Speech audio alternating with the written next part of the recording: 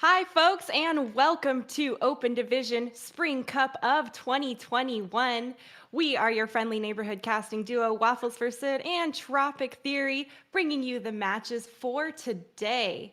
Now, I'm extremely excited to see what we have in store for everybody here. To kick off the night or the afternoon, Tropic, we are going to see Shu's Money Crew go up against the Lijiang. Now, obviously, this is round four, and both of these teams have been toiling through all the trials previous in the bracket to get their way and make it to this moment. Tell us about, what's been going on for these teams and, some of the talk in the grapevine about them as well. Well, we are on day two of Open Division Cup, and though these teams that we are seeing in the top 32, it's not an easy feat to get into through the many teams that they fought through to get to this point. These teams are expected to be in this position right now. Shoes Money Crew has players that have played from many just from contenders teams in general. So they have that experience. They are expected to be in that top position right now. So the question is, can they maintain that expectations and move forward from this winners bracket? Or will the Lijiang be that team that do decide to take that away from them? Yeah, definitely looking to see if Li Zhang can create an upset here. Everyone's got favorites. There's always one or two of them in a tournament or bracket that are expected to win. And we'll have to see if they can actually live up to that, very prestigious reputation that I'm sure puts some pressure on the players as well. So, testing some of that mental fortitude for them. Although I have to say, unfortunately for the Lijiang, our first map is actually going to be Busan. For them, what I would call probably a home court advantage, not going to be the case for them.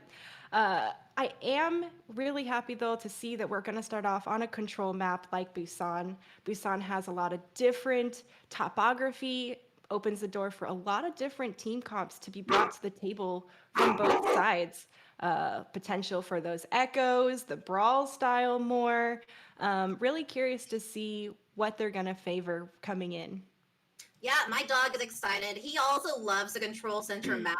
And you are completely right. The different map trains really offer what these teams can really combat. But at this level, Sid, I'm expecting these teams to be comfortable on the die variation to the brawl variation. And it is going to be which team really, from a micro level, really pokes and gets that leg up. Because this is a control map coming in. It is not one of these assault maps or, the defending side has that spawn advantage. I'm looking for these teams to either enable those tanks to do the damage, get the space they need to really enable the DPS, or the support line to just full out support the DPS. They get picks, and that's their leg up and their advantage they create for themselves. Yeah, it's going to be about how they instigate for sure. And using those natural abilities in their kit that have a cooldown time, not the ultimates that have to charge, and utilizing them in a way that forces the opponents to have to respond with more resources. That's the way that you create advantages here in Overwatch. And you're right about those micro movements of that's what it's going to come down to really draw the enemy out and into your trap, supposedly, if you're ready to set the trap. Um, but I want to see that strong communication.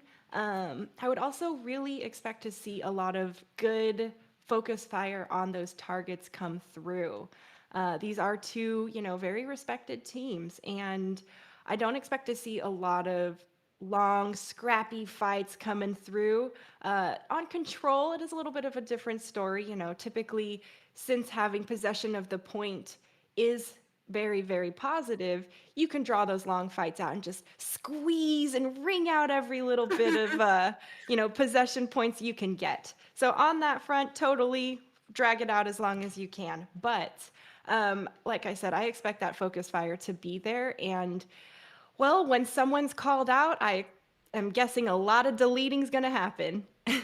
Ooh, and you know what? We are going to be heading to Sanctuary off the bat, which I'm going to be guessing, Sid, we will be seeing that variation of dive or some sort of mobile characters. We could be seeing Totally.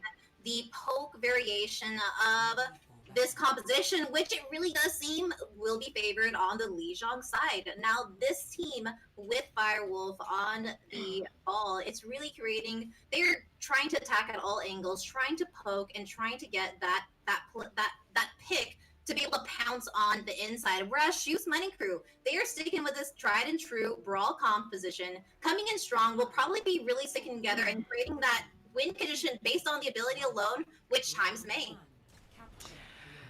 It'll be interesting to see what they do here and how they can utilize those different team comps. Both have some mobility on them, but in very different ways, especially if you compare the Hammond to Diva.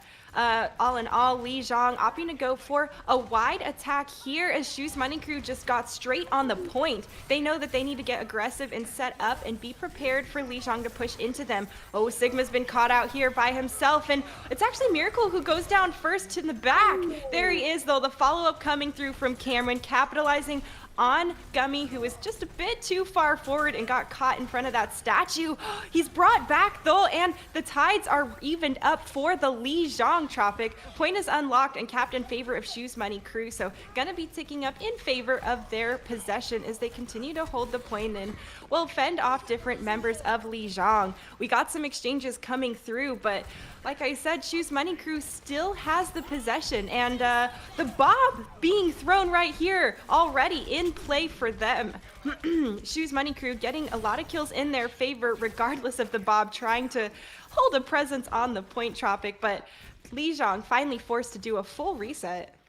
You know, the Lijiang were really trying to utilize Vision's Bob as that engagement, trying to get a pick with this team composition, but Shoes Money Crew really got those picks needed, and it almost ended up being a waste of Bob, a waste of that green light that could have been used to go in.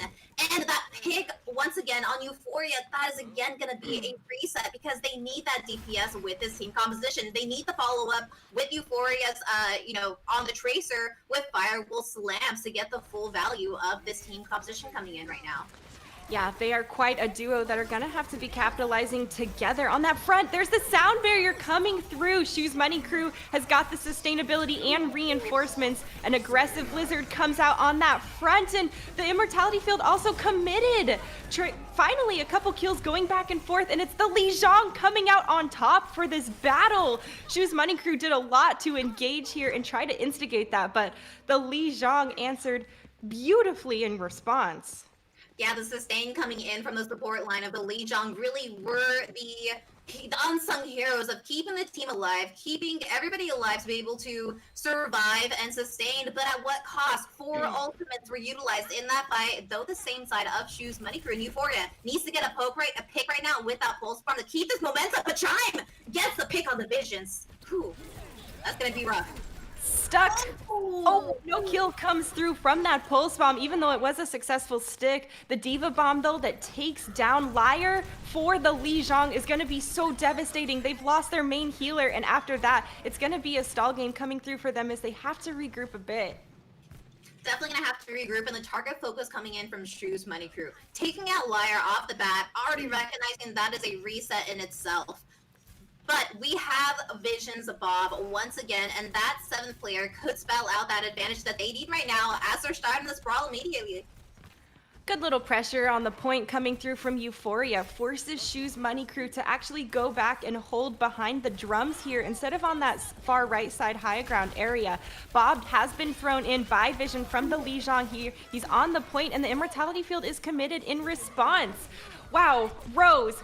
3 kill there in the kill feed, so hat trick coming through, and well, 98% left. It's gonna be tough. There it is. Easy point cap there for Shoes Money Crew at the end as they, managed to get the good trickle kills, and honestly, Lijiang didn't even have a chance to try to recontest. So good, smart plays. Yeah, Rose really came in there, got the picks that they needed in that 95% tick, and that was all she wrote, basically. I mean, 3 kills. Wow, that's half the team that she took down, or he took down. Yeah.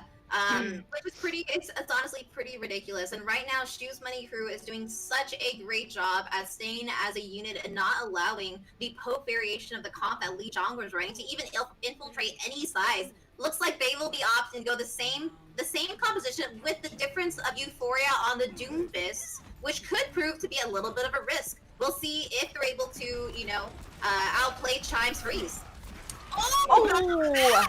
A risk that pays off. Euphoria gets the opening pick onto Pascal, and well, from there, Lijiang just continues to press the W and clean up Shoes Money Crew. They're gonna be able to cap that point easy peasy. Tropic, that was a quick fight.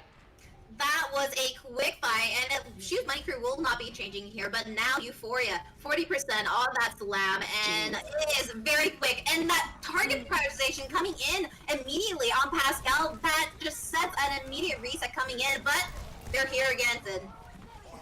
Firewolf already gets the opening kill, gets a big Earth Shatter, finding a few as well.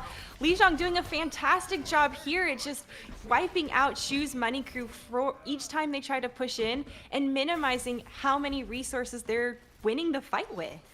Yeah, this Lijiang right now are really controlling the tempo of these fights coming in. Firewolf with that shatter, it really just denying Shoes Money Crew the ability to create their own ultimates because they have the rotation on the back of Miracle.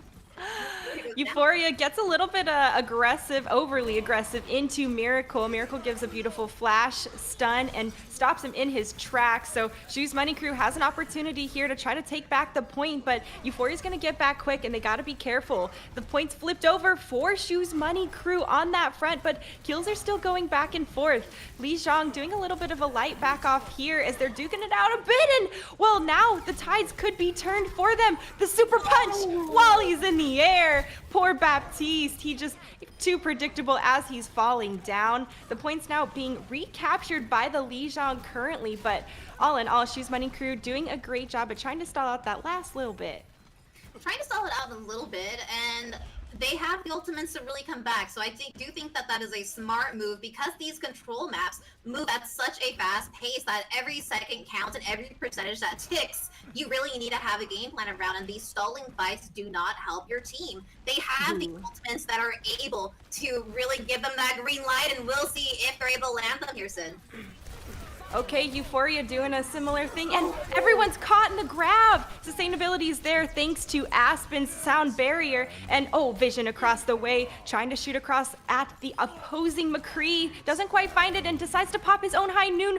Pascal caught in the midst of it as the Lijiang continues to clean up members of Shoes Money Crew. We've got 86% left and counting, and well, they're gonna have 2 ultimates online to try to defend for this next push, Tropic. Yeah, last fight territory right now, 90% and counting up. Cameron needs to land this, or somebody needs to get on this point right now, Sid. Overtime has been triggered just by the skin of their teeth, and the bar is trickling down. It's going to be a game of making sure they stay on the point as a couple kills have been going back and forth for both teams. There's an opportunity here for Shoes Money Crew to get a little bit of traction as they are up by 1 man, and the point has been flipped in their favor. Aspen wins her duel against the opposing Lucio, and Shoes Money Crew finally getting the point back in their possession just before Lijiang takes it. You know, I love those support duels where it is a Lucio against a Lucio. Aspen comes out on top that time around, but I would argue that only brings passion to the liar to try to get her back. I like the switches coming along for Lijiang, opting for that Mei. That is a win condition of their own if they're able to get that wall and kill, and that could be what they need to push in here. Lijiang going a very long way around, and Shoes Money Crew just continuing to give ground and give space. They've pushed Shoes Money Crew into their own spawn side, and now Lijiang goes ahead and drops onto the point a bit. They've got a bit of a presence here, and they're trying to get the possession. Pulse Bomb is thrown in! Euphoria steps right back into it. He thought he was just barely out of the way and is forced back by some damage coming through. Shoes Money Crew doing a great job at defending that most recent push from Lijiang. I really like that rotation that Lijiang did decide to make, really flipping the point on Shoes Money Crew and trying to make them fight point. But Shoes Money Crew had the ultimates needed in Chime, and getting that pick was so strong. Definitely forcing them to opt to go the long way now, Sid, with that window, that pressure. Whew. the Lijiang has people funneling out of a lot of different entry points here. They've got Lucio on the point and is taken down. That's going to be a bit of a heal and stall missing from their team. Comp, and a huge pin comes through from Cameron as well. Just that short bit up the stairs. He's reinforced with that sound barrier, and after that, Shoes Money Crew can be as aggressive as they want. Aspen's got their back, and OT's going to trickle down with first map of Busan going to Shoes Money Crew. Wow, Tropic, I gotta say the Lijiang did an outstanding job in comparison to that first round we saw, especially here for the second one. No, certainly. They did a great job at really controlling that fight with Doomfist. Euphoria getting the picks that he needed with that Doomfist. That Doomfist is a risky play because once you have those cooldowns and you do not utilize them to the full value or to the extent, you need the damage in that frontline pressure, but Euphoria proving wrong, got the picks needed, but in the end, Shoes Money Crew continued to stay as a reckoning force and really controlling the alt fight in the end and dominating those picks that really Miracle really clutched it in the end there. Yeah. Well, I have to say, I did think that Euphoria was really successful on that Doomfist initially. And the switch over was definitely the smart play to make. I think that he moved at the earliest time he could have, and it started to bring value as the Mei as best as he could. But props to Shoes Money Crew for recognizing that threat. Euphoria only got away with the Doomfist for, maybe 2 or 3 fights. And then afterwards, he was starting to be targeted, shut down, and, stunned on his way in and focused. So, that's the kind of focus fire and adaptation we expect from these high-level teams.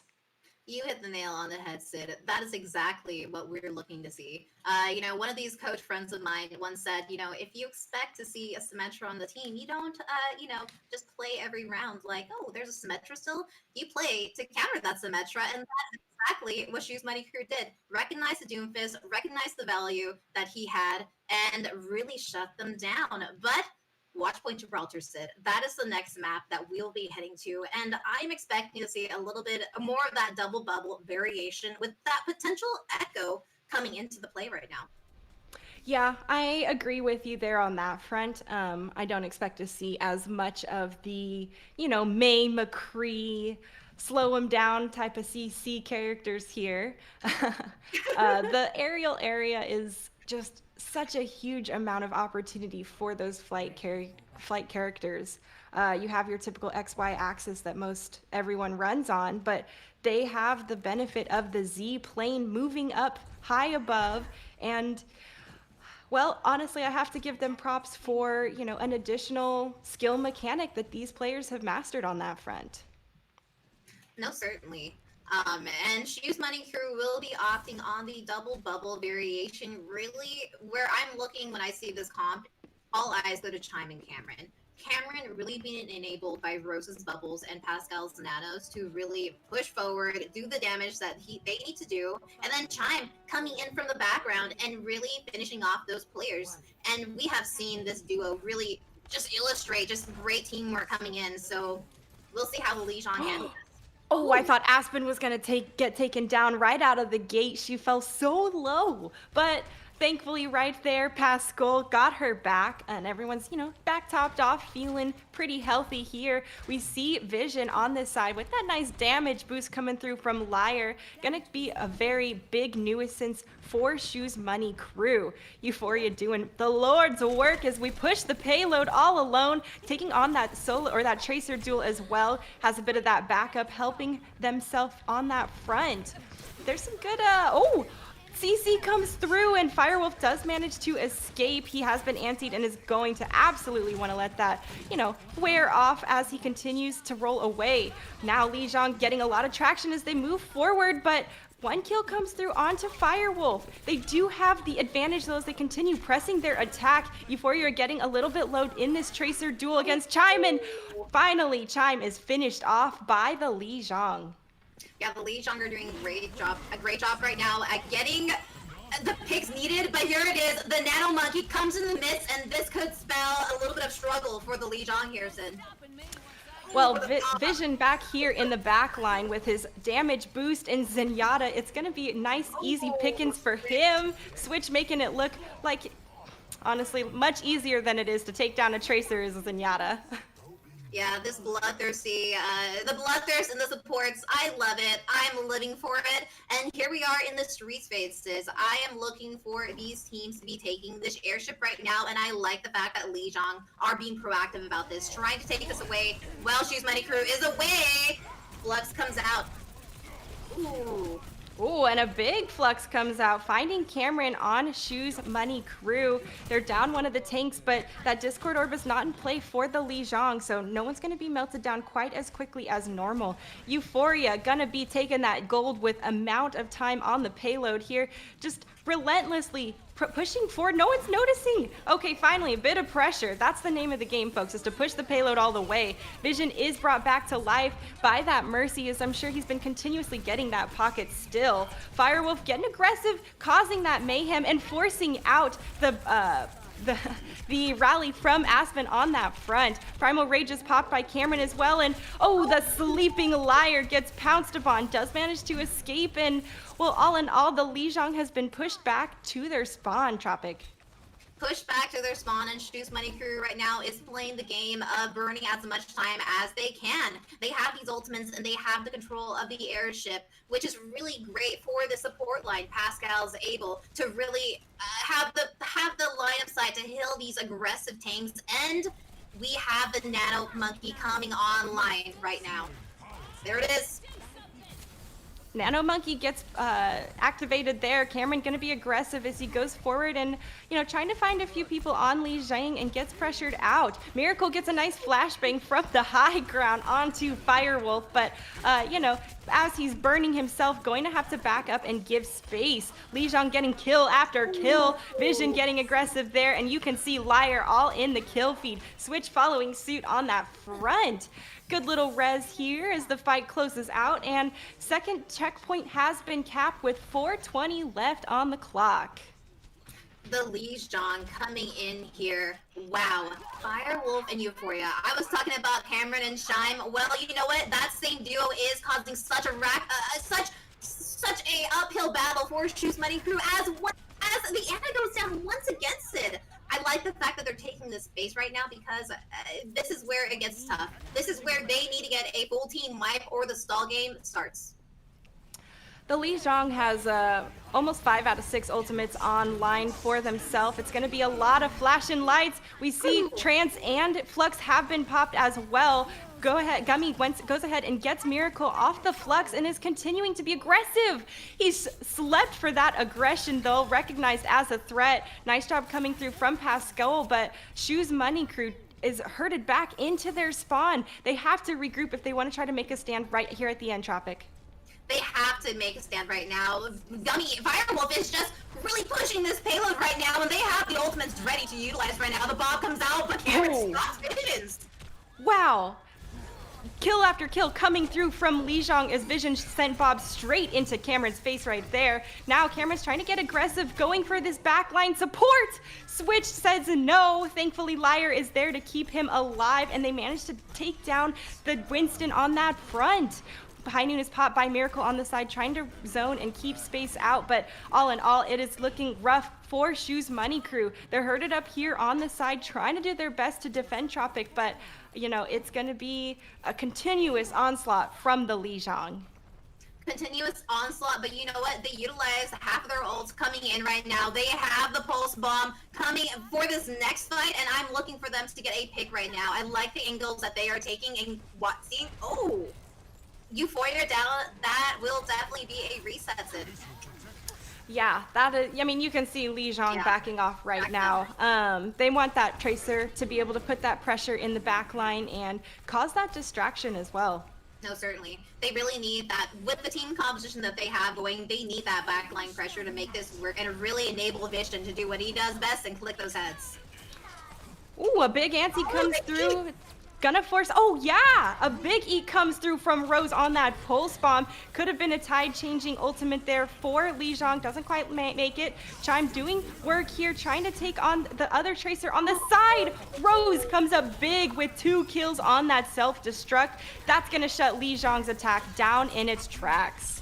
That will shut them down because they need Lyre on that Mercy, but we will be seeing the swaps coming out from Lijiang. Lyre will be opting to go onto that Brigida, probably going to be trying to counter Chime and Cameron. That duo has been wrecking that backline, and without the support of your supports, it's really rough to get aggressive into the midst though. But Sid, Euphoria going on the Torb. I am questioning that decision. I would argue that really doesn't offer any more frontline damage, and there could be better options. Yeah, you know, maybe it is actually the backline damage they're struggling the most to contain. And Miracle gets taken down. Oh, Firewolf coming up big with 2 kills now as those mines were devastating for the Zippy Tracer. Winston goes ahead and pops the Primal Force, Shoes Money crew, but he's getting focused and peppered down one after another. And the point, it's capped there with 45 seconds left for Lijiang. All 3 checkpoints in the bag. Already creating a win condition for Shoes Money crew. They got to get to the end with ideally some time left to be able to, you know, cap or have an opportunity to push on for that next round. But the Lijiang Sid, they were doing such a great job in the end there at controlling those ultimate rotations, being on top of those ultimates, coming in, getting the value, and even within their own ultimates, baiting out making Shoes Money crew press their own, and with not as much value as they were getting there. Yeah, and you know, we questioned a bit of the Torb switch, which, you know, I think that the Torbjorn, that extra turret, enabled the Lijiang to feel like their backs were a bit safer with a turret covering them, and that they were able to focus more on the front line and just not get, you know, completely constantly bombarded by Chime on that Tracer. Oh man, he was absolutely a pester for Lijiang. You are completely right. Having that pressure in the backline really denied Chime to be able to poke at Switch and Lyre in the backline. Though the Lyre did go to that Brig, I think that the combination with that turret and the Brig is what they needed to cap that 3rd point. Totally. And well, this time here we you know, have Euphoria still on that Tracer, and Chime has switched over after they used that TP to move across the way. Shoes Money crew gonna be looking to try to take some ground here as, well, we saw this first thing happen on the flip side for Lijiang pushing. The Tracer moving the payload, and here's the engagement on the high ground, trying to create space and make that advantage for themselves. Shield is there, thankfully in time to stop that Fan the Hammer, but oh, a big pile drive comes through, taking down Miracle as he is low enough to get polished off by Euphoria. There has been a trade back and forth, and well, there it is, the Tracer gonna be coming up with the gold objective time, Tropic. Oh man, Euphoria is doing so much work just pushing that payload right now and taking this, this duel with Chime right now, which is getting so much value since they want to protect those supports coming in. But Cameron, getting the pick on the Switch is going to be devastating. Yeah, Switch was, you know, a little bit on his lonesome side there, but it looks like it's going to be a very valiant sacrifice as more kills start coming through in favor of the Lijiang. Oh, but Firewolf is taken down. That's a big pick for Shoes Money crew as they are here near the payload, and an anti! Oh, Vision's gonna feel really bad being unable to be healed. Those 3 hit points left, and well, res right away, so lucky him. Feels good there on that front now. Lyre hanging out with him, keeping that damage boost strong. You can see he gets the pick onto Cameron as well. Lijiang doing a great job at continuing to hold the point here just before the first checkpoint, Tropic. 3.77 meters left. Yeah, they are doing a great job. Euphoria right now getting so much value on that backline. If Pascal's down, it really doesn't. Cameron can't be as aggressive as he wants, even with Rose's bubble. So this is a great target priority coming in from the Lijiang right now. And if they continue this trend, this could be quite unfortunate for Shoes Money crew. Yeah, we'll have to see. Oh, Cameron goes down early? Both supports taking him down. They're bloodthirsty on that front. Tropic, that's going to shut down the push before it can start. Exactly. You need that frontline pressure coming in from Cameron, especially with the Primal online. I'm sure that we will be seeing the Primal coming online with Chime utilizing that distraction and the chaos of that juggling monkey to try to get that pulse bomb. There's the Gravitic Flux coming through. Doesn't find any kills off of it. Cameron here, Primal raging and falls extremely low. A high noon is popped by Miracle. No victims on that front. Everyone decides to stay out of sightline there. The Mercy here trying to keep people alive as the Trance is also forced out from Switch on that front. Pulse Bomb doesn't find anything, and it is madness here as both teams are going to fight their hearts out to try to stop and cap this first point here on Gibraltar. So far, though, Shoes Money Crew getting the space they need and, almost finished capping it there just by the skin of their teeth. It's been stalled, and finally, Tropic. First checkpoint gotten for Shoes Money Crew on that front. Oh man, that was really close, dude. The Lijiang was holding that less than a minute coming in, but you know what? I like this momentum that Shoes Money Crew is trying to take and the space that they are trying to take. If they continue the target prioritization on the support line, this could spell their success because Switch is doing so much work with those discords, and that, I would argue that that support with that discord consistently on Cameron is really doing works for them. Cameron trying to get aggressive. Thankfully, that Primal Rage is there to replenish his health bar just before he falls. Rose once again getting another kill on that front, taking down Vincent, who has been a very, very deadly threat from that far side. Wow, the res so aggressive coming through from Liar, and it's successful bringing back Vincent. He's taken down just as quickly as he was brought back to life. And well, Shoes Money Crew has the space that they're trying to maintain to keep pushing this payload. And you know what? I like Pascal right now. They are doing a lot of antis that really is allowing Cameron that green light to push and get the kills that they need. But this could spell the stop to their momentum right here with this Fluxid. Pulse Bomb gets thrown, doesn't find any victims on that front as both support ultimates have been stacked for the Lijiang currently. They're fighting off Shoes Money Crew as best they can, and that sustainability treats them well as they take down Cameron. Oh, Rose is high charged, and in the backline, though, deleting people one after another. They need to be taken down or at least handled there. That high charge Zarya is such a big threat coming through. Now Switch is getting pushed into the corner, but Aspen is too predictable and takes a right click there. She was very low herself, but Shoes Money Crew gonna keep trying to push this payload here to the last little bit. It's looking good as their tank line is doing work, and so is Chime. Oh man, yeah, they have finally capped this here with yep, they did. Okay. Just kidding. Almost saw that they were able to push to stall it consistently, but no, we are pushing it to this last point, Sid, and I like Rose going back onto that Zarya, really enabling once again Cameron onto that the monkey coming in here, and the space that they're taking is setting themselves up for a great initial push coming in. That's right, back to the double bubble, the Zarya bubble and the Winston bubble. Gonna be a lot of opportunity to keep them sustained and engaging in the fight. There it is, both bubbles for Winston as he goes to jump in. He's got that Primal Rage online, but after that Pulse Bomb from Chime Tropic, he probably is not going to need it anytime soon. If he does, he's going to be looking to boot people off that edge of the map and, well, continue this aggression that he's been able to sustain. Bob was thrown on the point and deleted very quickly after that. There's a couple kills coming back and forth, but all in all, Shoes Money Crew doing a great job here at continuing to press the assault. Vision is brought back by Liar once again, and that damage boosted ass is not something you want to get caught by. Cameron does use that Primal Rage, finding Euphoria and still continuing to press the backline and continue to put that pressure on. The High Noon is so successful there, especially after Cameron had removed the Firewolf shield from Lijiang. And they do finish with they only have 30 seconds more, but in Overwatch, every second can count sometimes, and that 30 seconds could spell out what they need to potentially win this match. But 30 seconds is one fight, and one fight could make or break your game. I think 30 seconds is time to raise those ultimates, and ultimates can be what really changes the ties of the fight. especially when there's just this little amount of time left. Absolutely. No, certainly. But at the same time, for the defending side, just burning down that time, it really could be if not treated well, it could give them a little bit of, comfort.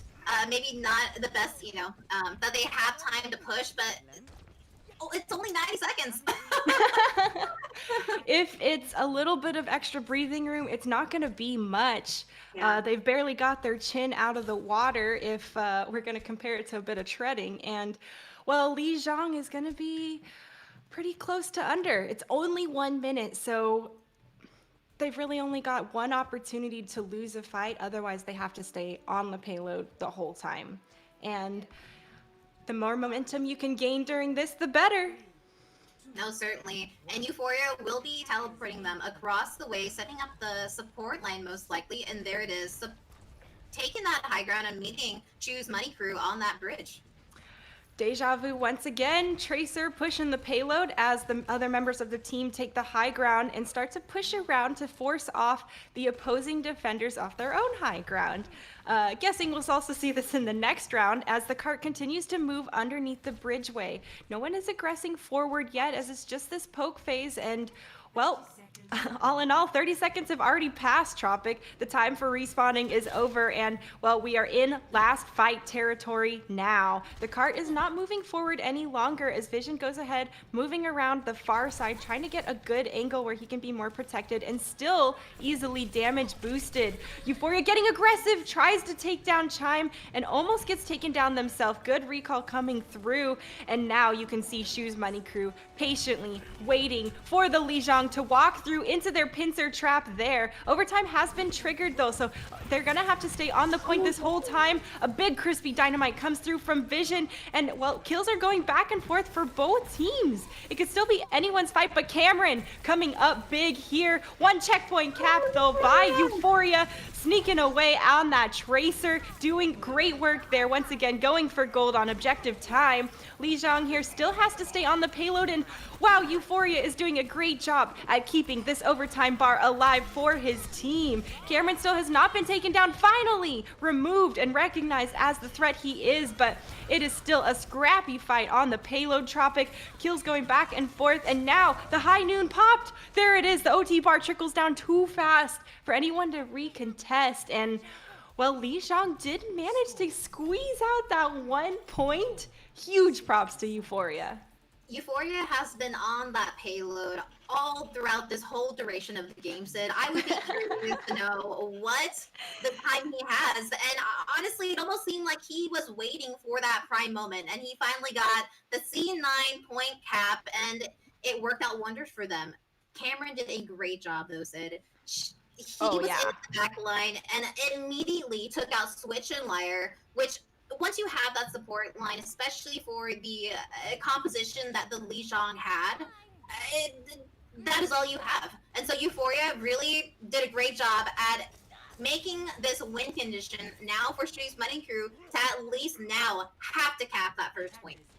Totally. This is a great spot to be in to make sure you actually have that one last extra point over. If you can stall them before they cap it, it's a for sure win for them. I do want to say Choose Money Crew did a great job at waiting for Lijiang to essentially walk in to the maws of their trap. We saw them moving forward underneath the bridge and just Choose Money Crew waiting both sides barely out of sight. Not out of our side as spectators, but... Yeah, the patience. The patience to be able to pounce and really just understand... Just Cameron, the patience for Cameron to be ready for that dive, be ready for that setup from Pascal's nade, or that setup in general. So instead of, the boulder! What an amazing play coming through from the Lijiang.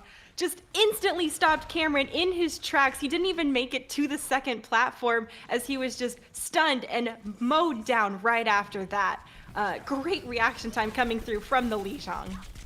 Oh man, he was mowed in mid-air, Sid. Not even has to touch the bridge at all. But you know what? Vision's dynamites could prove the success right now. They are almost ready with that 7th man, Bob. And Bob having that pressure on the payload could be exactly what they need. It could be the distraction. Choose Money Crew trying to get the Bob, trying to kill him down, and that is where the Lijiang get the opportunity to pounce. Yeah, and Bob can also be used to essentially be sent into the back line and force Shu's Money Crew into, well, Bob in a hard place as far as who do you want to fight and get the damage from. All in all, Shu's Money Crew going to try to continue engaging here. There's a bit of a skirmish on this highish ground, but the payload is underneath the bridge here as it's going to keep rolling forward. Everyone's on their edge of the seat as they know OT bar now triggered. Shu's Money Crew cannot get off of the point here. Bob is sent into the fray from Vision right there towards the payload on that front. He almost found the kill onto the McCree and has to bounce out of the fight himself. Switch coming up big with that kill on Cameron and has his own transcendence. Wow, Euphoria gets that pulse bomb kill and he is putting in a lot of additional work. No one's on the point from Shu's Money Crew. And the Lijiang Tropic go ahead and tie up our series. They're here to play and get competitive. And looks like they are not going to let a repeat of their scrims on Thursdays happen. Absolutely not. And you know what? I'm surprised. Choose Money Crew throughout the map of Busan and coming in for this attack, the initial attack, this pressure and the aggression coming in, they were dominant in the control of tempo fight, but that last fight coming in, the Lijiang, it seemed like Shu's Money Crew was timid. They really they were waiting for a time to pounce. That time never came to pounce, and at the very last minute, they relied on Cameron with that Nano Monkey and Visions. Visions is what I gotta say saved the day for Lijiang, getting the picks that he needed, getting the ult charge that he needed, and that Bob. Whew, that is exactly what they needed, and they got it 1-1. Right. I do like your call out there on Shu's Money Crew, kind of looking timid for that last fight. After, I would say that maybe after seeing Cameron stunned and deleted in midair before he could even touch the ground again, might have been a bit intimidating. And after that, they were much, much more cautious to approach and overcompensated a bit.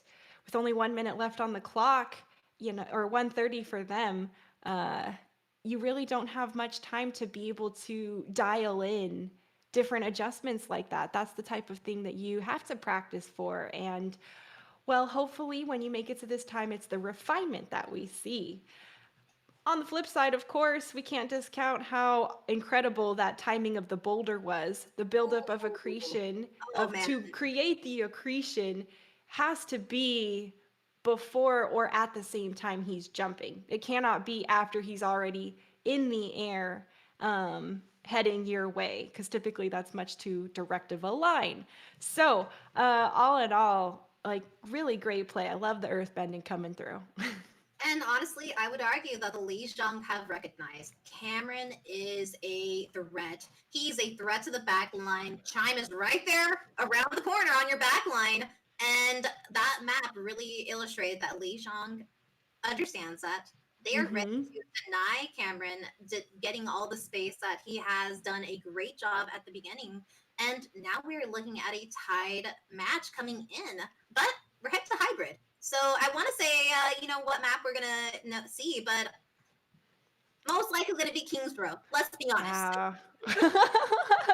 Honestly, we're not even going to pretend or play coy. It's almost always King's Row that's chosen for a hybrid map.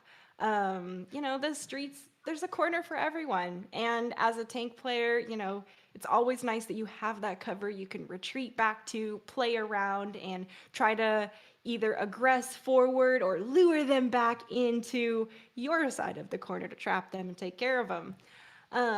Of course, that choke point to capture that first spot is, quite a funnel point, and bottlenecks mean we know where you're going to funnel through and we know where to shoot. No, certainly. And you know what? The Lijiang, Euphoria. We cannot forget about that Doomfist play that he illustrated in Busan. So I would not be surprised if Euphoria does play that once again on the attacking side. I wouldn't I don't think it'll be on the defending side. There's a limited rollouts that really gives Doomfist the value he needs. But definitely on that attacking side, I could definitely see that beautiful rollout, get the first pick, and then move on. Right. Well, and as attackers, you have a little bit more forgiveness on your initial team comp, right? You can make those adjustments. You can try one fight of that maybe a little more unorthodox team style before reverting to a more traditional or comfortable arrangement that they're used to.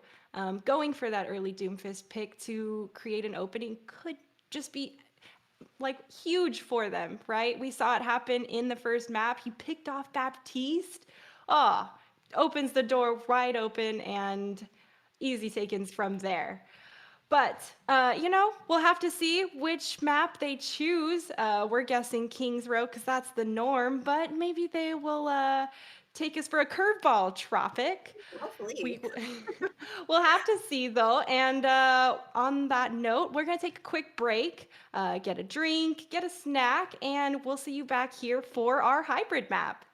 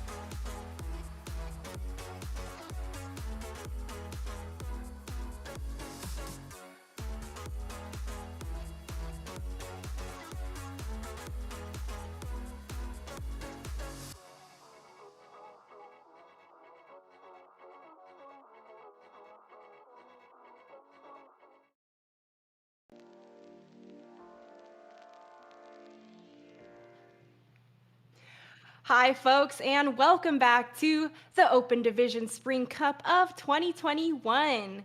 We are in the midst of a battle between Shoes Money Crew and the Lijiang.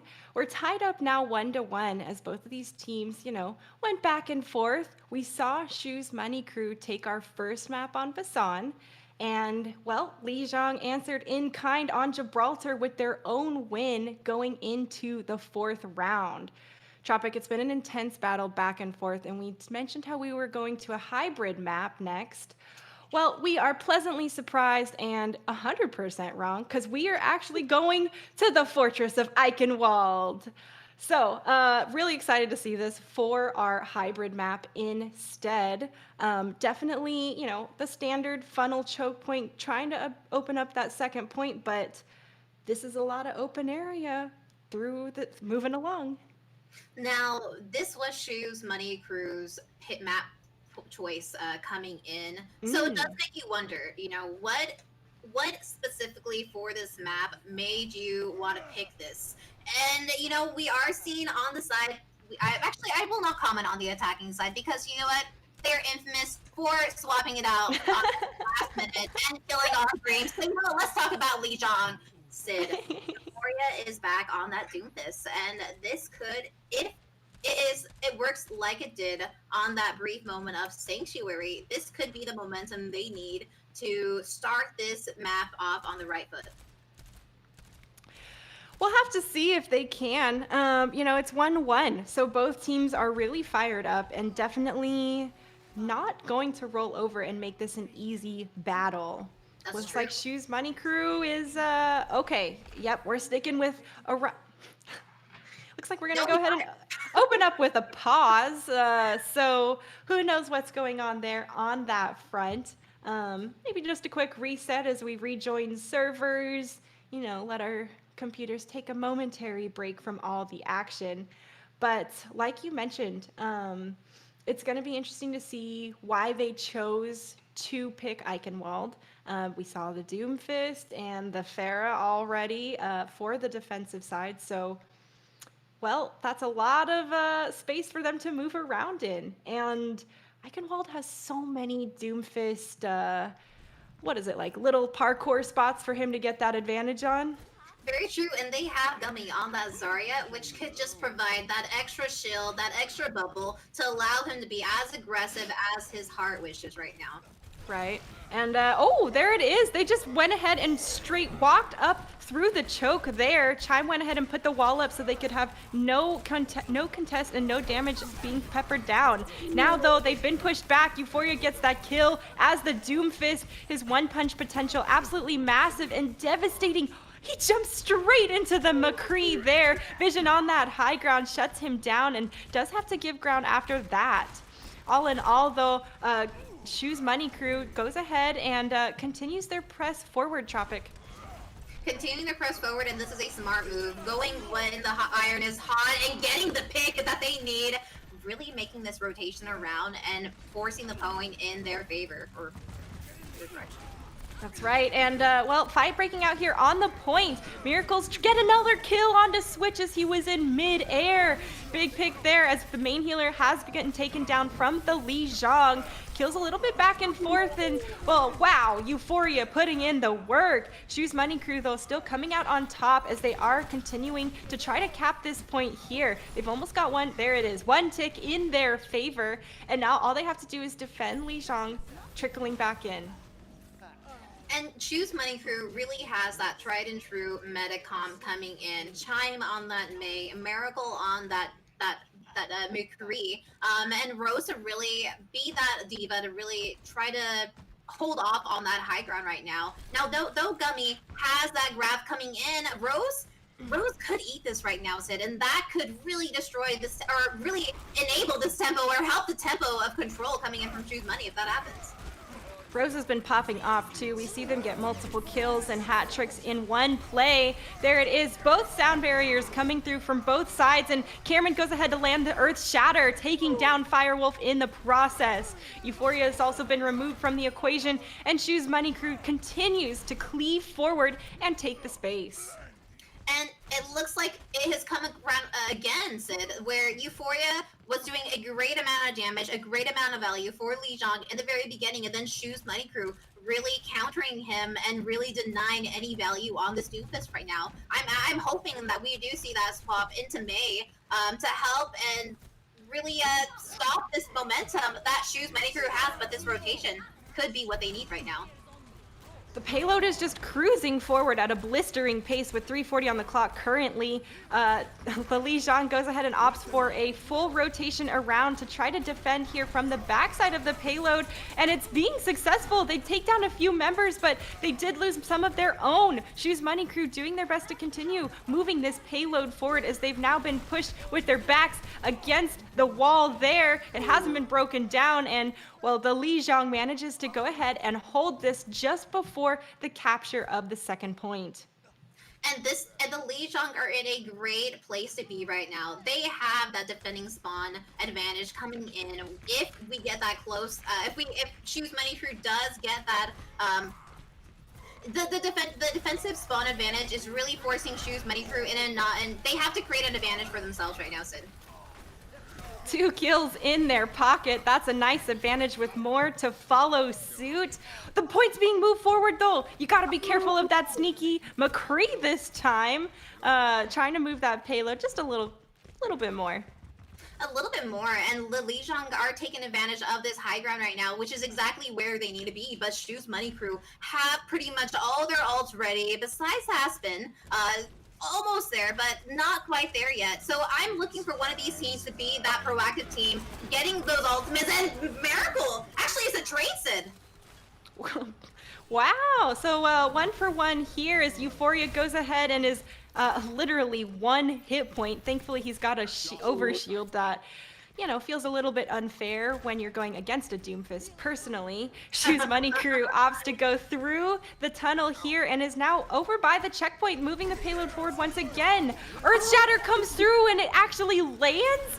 Wow, great job coming through from Cameron, and Cameron goes ahead and blocks the opposing Earth Shatter. Rose's 4K on that Diva Bomb wins the fight, no contest there. Oh man, both teams utilizing ultimates and Shu's Money Crew. What a beautiful palm coming in from Roses. 3 minutes on the clock to get this last point, and they are looking really great right now. If they're able to continue to control this tempo of the fight, get those ultimates, because we are in the midst of a dry fight right now, Sid. Gotta get those ultimates online. Ooh, Gummy's gonna have that grab online soon, and Liar goes ahead and pops the sound barrier, reinforcing Lijiang here on the defense. Vision gets lucky and picks the off chime in the midst of it all, and Miracle, he was so low, is taken down. Liar getting that bloodthirsty support kill for himself. Shu's Money Crew herded back and stalled out here for this third point. Now, I like this change coming in from the Lijiang, swapping off that Doomfist onto this Junkrat, and this closed corridor makes it basically a dream for these Junkrat bombs to do so much damage for them right now. Sid, the swap just happened, and Euphoria is pretty much at tire for this next fight here. A tire can end a fight before it even starts, Tropic, and it's going to be about being a little sneaky and some of the timing. He's right there, and is he just going to... Oh that is... I would argue that is so disrespectful, right in their face. Shu's Money Crew does respond with 3 kills of their own, but after losing those members, it's going to be a rough fight, and well, the spawn advantage is all in favor of the Lijiang. Looks like Shu's Money Crew, though, did not care about that disrespectful tire and decides to continue moving forward, Tropic. Yeah, they are moving with the vengeance. Did not like that disrespect at all. And even without their main tank and their healer, they do not care. They have the opens ready, but the Lijiang is ready to respond in kind as well. Oh, the sound barrier coming through from Aspen makes everyone tanking, and well, no one was on the point to contest. I am shocked. They all hid behind the amp matrix trying to utilize its value, and just a little bit too much forgot the name of the game. You know what? Sometimes it does happen, but oh, how unfortunate in this type of map where every second counts. You want to be able to create that win condition for yourself where you deny that third point, and now Lijiang is faced with needing to cap all three plus some time, or else they will not even get an opportunity to cap for that last point if they do decide to tie it up. Yeah, it's going to be a lot on the line here. Our set of games is first to 3, so got a little bit of ways before it's match point for either team. Shoes Money Crew, like you said, though, it's going to have to be a really, really solid defense if they want to hold the line. No, 100%. And we are seeing the same team compositions coming around as the last time. Euphoria opting to go on that Doomfist with Gummy on the Zarya to really enable this frontline pressure coming in. But last time around, Sid, Chime really had those walls, especially on the defending side right now. Chime's walls could really control the tempo of this engagement coming in from Lijiang. They do not have any sort of air force besides Euphoria to go over that wall, so they are playing at the will and the break of that wall coming in.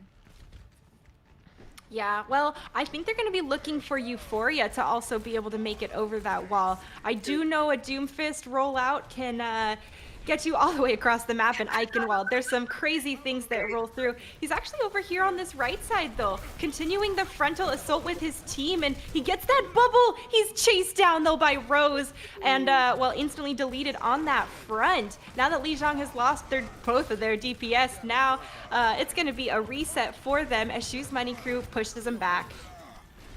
Shoes Money Crew have this team composition of consistent damage. They have the reliability of Chime's wall to really wall and kill, and have Aspen's speed to really rush onto any of those victims that get caught in there.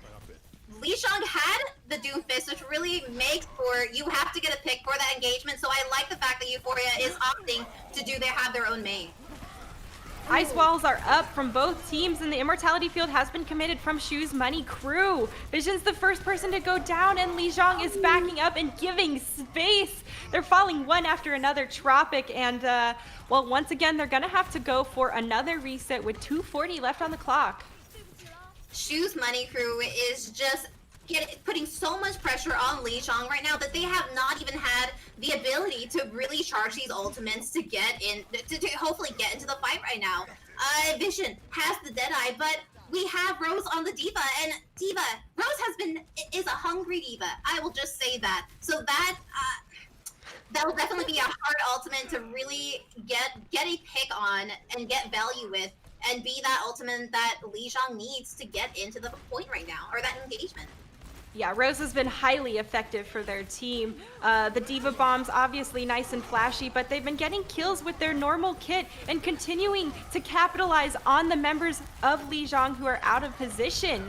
They're doing a great job of helping and supporting the team, and look, they're there in the middle of the fight every single time. They may not be getting the final blow, but continuing to block. Oh, Gummy! Oh, That's fair. Good try there by Rose to keep him from jumping off, but gotta reset. And you know what? Once again, we are finding Shoes Money Crew really taking control of this tempo right now. With only 2 ultimates, they won that fight. Lijiang barely getting their ultimates, almost 2 minutes, 2:30 into the fight right now. So they got to utilize these ultimates in a right manner, or this could be devastating. Oh. Wow, and a beautiful Maywall coming through from Chime to enable Miracle to get that Deadeye kill onto Liar. The Ant Matrix is popped here by the Lijiang, and it's blocked by the wall once again from Chime. Immortality Field has to be committed to try to keep Lijiang alive for the last 50 seconds here, but they've been taken down and are gonna have to regroup again, Tropic, if they want a good, solid team fight here in the last 30 seconds. And in the last 30 seconds, the Liar utilized that beat, switched, utilized that window. But hope is not all lost, Sid. We have these powerful ultimates that are spaced in 9. Gummy, Euphoria, Firewolf. If Euphoria or Firewolf is able to get this Shatter, able to get this Blizzard, and then we follow up with Gummy's Bomb, that could really spell the success. But it's all about their sustain as well. Oh, and there's a fight breaking out with Shoes Money Crew already getting the kills in their favor. Cameron drops a lot of people on the ground with 3 caught in that earth shatter. All in all, Shoes Money Crew continuing to press forward and, picked right there before. It is just Liar trying to do his best on the Lucio to create an opportunity to stall here and touch the point. Shut down by Miracle. That flashbang was off. Cooldown ready and waiting for his use. Nice sound barrier for the stats there at the end as Shoes Money Crew goes ahead and takes their second point. Shoes Money Crew, they are the team expecting to be in that top place, and they are not letting anybody down, I would say, at all. We're seeing Rose coming in with that big self-destruct and multiple self-destruct. This is just the one that Blizzard decided was the best one out of that game, Sid. Well, Rose on Shoes Money Crew doing a lot of really, really impactful work as that diva. Of course, those big bomb kills like we talked about, easy to spot, a bunch of damage all at once, but it's really a lot of the follow-up and chase down coming from Rose that's enabling those kills onto some of the players diving the back line or, caught out in the wing just a bit too far.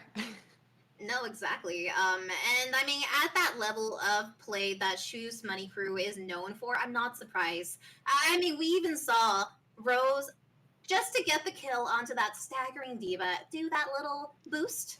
And that's all. She just needs to, tap her. And that was it. Boop.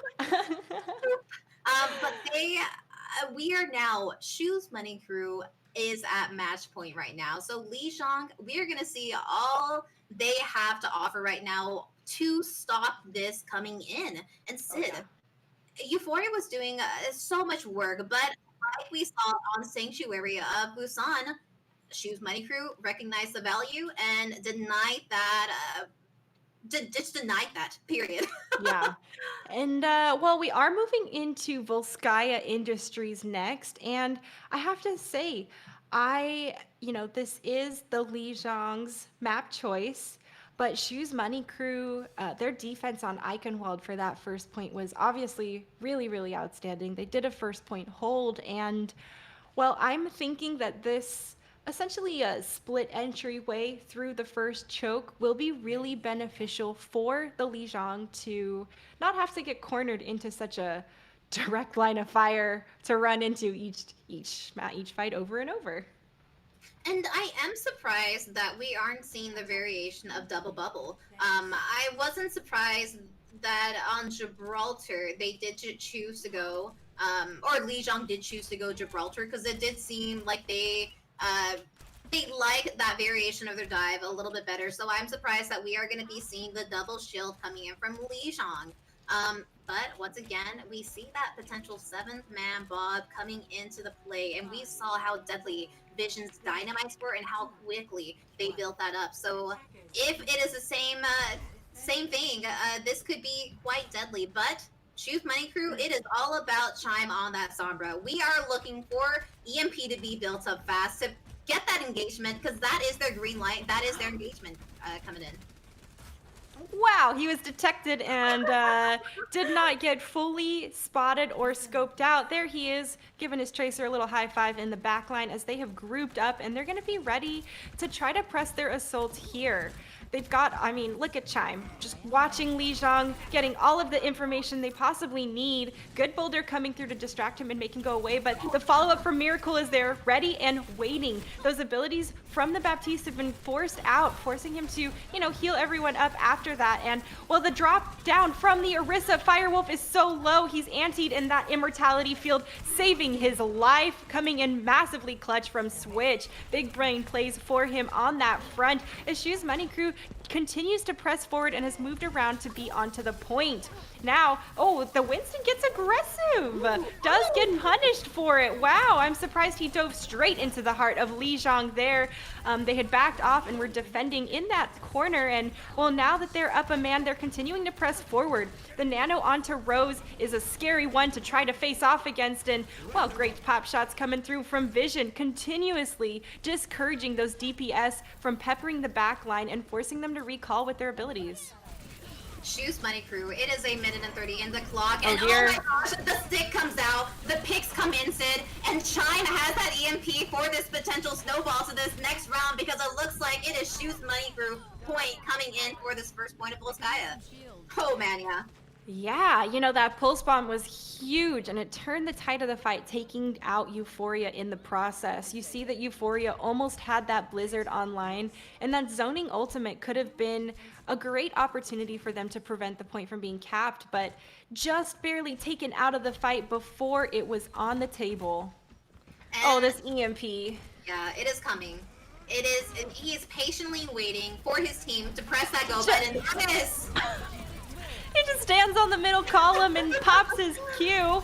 It goes ahead, EMPs a bunch of people, and now Shoes Money Crew getting the kills in their favor. Chime himself able to follow up, but the Blizzard was thrown by Lijiang, zoning out a few people. They do get a pick here onto Miracle, but they're still continuously losing people in this fight. The spawn advantage is in favor of Lijiang as the Flux has been taken, and, well, Gummy gets hacked out of his Flux, and it's canceled. Huge plays coming out from Chime as Shoes Money Crew is continuing to cap this point. 2 ticks in their favor and 3 almost there. They're gonna have to get on the point, and there it is.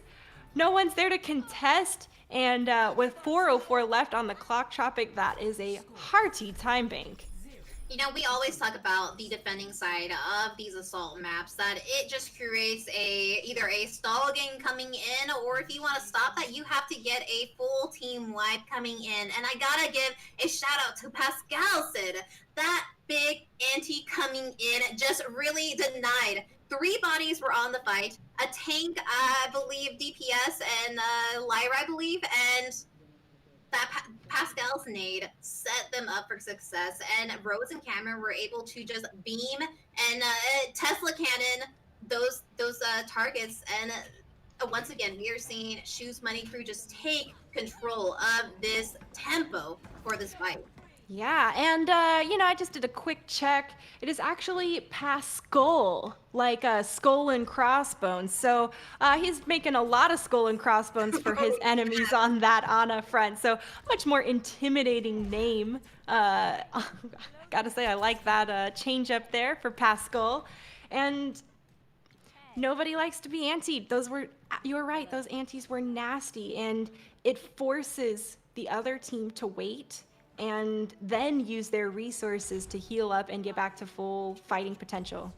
No, you're right. And Shoes Money Crew, they were on the proactive each and every fight. And with that last fight, the Snowball even denied Firewolf and Gummy to even utilize their ultimate because they were one of the first victims of the control of those ultimates coming in. So we'll see if they're able to get find a defense, a poke in this defense that Shoes Money Crew has. Yeah, it's always tough being one of the first victims. I frequently experience it sometimes. But obviously, these guys here have a lot more tact and planning around it. Not just a simple misstep. All in all, Shoes Money Crew, though, really spread out, making it hard for Lijiang to pinpoint and pick one direction to fire at. They've taken these long angles here, and, well, they're getting peppered as they continue to walk and try to press onto the point. Big dynamite comes through, and a lot of people are crispy after that. Kills coming through now in favor of the Lijiang. 2 have been taken down from Shoes Money Crew, and that has got to be the door and the go button for them. They have to be careful, though. They've had this type of fight flip out of their favor before, and they need to be focusing fire and targets. After that, though, it is cleanup time and moving along to checkpoint beta. 5:40 on the clock, and Shoes Money Crew have all the ultimates to go on right now. Rose opting to change onto that Diva for this next, but the Lijiang, if they're able to get some of these ultimates online right now, this could spell that that change of the ties that they need right now to get somebody down. I'm concerned about the Bob and duplicate that is online for Shoes Money Crew. Chime is literally one, almost falls, thankfully gets healed up just by the skin of his teeth. The Lijiang have gone ahead and backed off a bit there. Now that Bob's out of the equation, there's a regroup, and High Noon is popped as well. Chime gets to stay just here on the side, continuing to pepper damage in, and there it is. High Noon's been avoided, and Vision sees the Chime, flip over and duplicate into the brig, tries to take her out of it very, very quickly. That rally is dangerous, and it's activated. Easily built up just as quick, and now she's removed. Kills. It is a scrappy fight here on the point now. Bob is taken out of the equation once again, and a great kill coming through from Vision with that Peacekeeper. The Lijiang continuing to get the kills in their favor. 2 checkpoints now, and all Shoes Money Crew can do is try to stall. Not enough, as 2:19 on the clock. So, you know, Tropic, this feels a bit like deja vu, but reversed with, you know, remember on Gibraltar, Shoes Money Crew had about 30 extra seconds, and now Lijiang has 20 of their own? You know what? You were right, but can we talk about Miracle's Bobs? The amount of time that madman was able to charge that Bob, had it for the first fight, and then in the middle of that second fight, but the Lijiang did a great job at recognizing just completely... Bob melted. Yeah. Well, they sidestepped Bob the first time and just let him ride it out a bit, and then focused him down once they had regrouped. And then the second time, you're right, they just deleted him. Yeah. I saw that, had to comment, I was in awe, and you're right though, 19 seconds. On the flip side, a little bit of deja vu in a different, on the flip side for Lijiang. Yeah. This probably feels good for them to put their opponent in a similar place they were before, you know? A little bit of your own medicine. It really allows them to control the momentum that they have right now. They have the opportunity to deny Shoes Money Crew this first point, but that is not an easy feat because of the structure of how these spawns are, how they're made. But Chime is opting to go on that Sombra once again, and they were able to get that EMP, that wind conditioning ult, and use it beautifully to give their team that green light to move into, or move, yeah. Oh, and they're opting to move around a little bit differently this time, more similar to how we saw the Lijiang defend. Chime going ahead, and now instead of being on the high ground, peppering is on the low ground and maintaining a presence closer to the point. They know the fight is eventually got to break out there, and Rose gets taken down. A great halt coming through from Firewolf to enable Vision to finish her off. That's the kind of communication we expect. And these picks coming in from the Lijiang, first going on to Pascal, second going on to Rose, are really, they're forcing Shoes Money Crew to reset that. And they have already let a minute burn on this clock right now, and not many ultimates even being burned. Only 40% to EMP. So there is a lot of pressure coming in from Chime right now to farm this EMP and use it in time to cap this first point. Ooh, the hack onto Mei is a good one. She can't ice block for a moment, and that is a lot of CC taken out of the picture. Immortality Field is committed early for Lijiang, and well, all in all, this fight here in this small room is mayhem. Vision goes down in the process, and Miracle's just continuing to pressure in the damage, now sidestepping the Amp Matrix and gets a stick! Everyone in the thick of it there. Switch manages to go down, and well, kills are still going back and forth. The Lijiang wants to defend, but now Shoes Money Crew here has solid point and is going to be looking to try to snowball onto the second one. And they have the resources right now to do so. Chime has that EMP, but Lijiang has their own ultimates that whomever is the more proactive team right now to deny whomever has these ultimates will win this fight right now, Sid. If Chime gets out of this picture right now and is denied that EMP by Visions, that could spell devastation for Shoes Money Crew. Yeah, and Chime here getting so aggressive, and look at that, positioning, waiting to make sure he can catch everybody he needs to for that EMP. It's none of those single person EMPs we saw. Ooh. EMP goes and it only hits one. Oh man, Vision, a hero play right there, spotting her out and following up again with the Deadeye 2K. He is going to continue holding this point here as he gets another kill on that front. And the Lijiang managed to defend against Shu's Money Crew here for the second objective. Tropic, Shu's Money Crew still had 2 ultimates in their pocket to use. So, you know, I'm surprised that they weren't a little more free using those willy-nilly. They were waiting for a chime. They were waiting for that green light, ready for the 1, 2, 3 go, and Visions denied that. That stun just really, that second stun really just pushed back Shu's Money Crew's plans, and as we saw, the EMP didn't land, only getting Firewolf on that Orisa, and the most important players I would argue that you really want to get in that EMP are typically that support line. You know, once those support lines go down and are caught and your team really pounces on them, it is easy takings from there because the team at that point has no support, no healers to heal them back up at all. No sustainability means you're not going to last long. Certainly. Yeah. And, you know, obviously those are the primary targets to try to take down first, but that's not exactly how it always plays out. Sometimes removing someone from the DPS line who is a major threat opens up the door because they are protecting those supports and the peeling for the supports. So it is going to be about trying to draw out those different elements and create those less than desirable conditions to force out abilities from the opponent. TP, though, already coming through as a nice little scope out for Euphoria so they can see what they're going up against. Changes all around there on that front. Going back to the May McCree style here, nice and brawly in the front line. We're going to see a lot of action there. So far, though, Lijiang just going to continue poking here on this front phase, waiting for that chance to break through this little choke. And, well, time is burning away. They don't have too much they can play with on that. Big pick coming through, though, for Vision onto Cameron. The main tank and shield has been deleted from Shu's Money Crew, and now they seem to continue and follow his suit after that. The Lijiang continuing to capitalize. Great Ice Wall to block that flying away Diva, and Tropic, I think they're going to go ahead and cap this point with time to spare in their own bank that they had.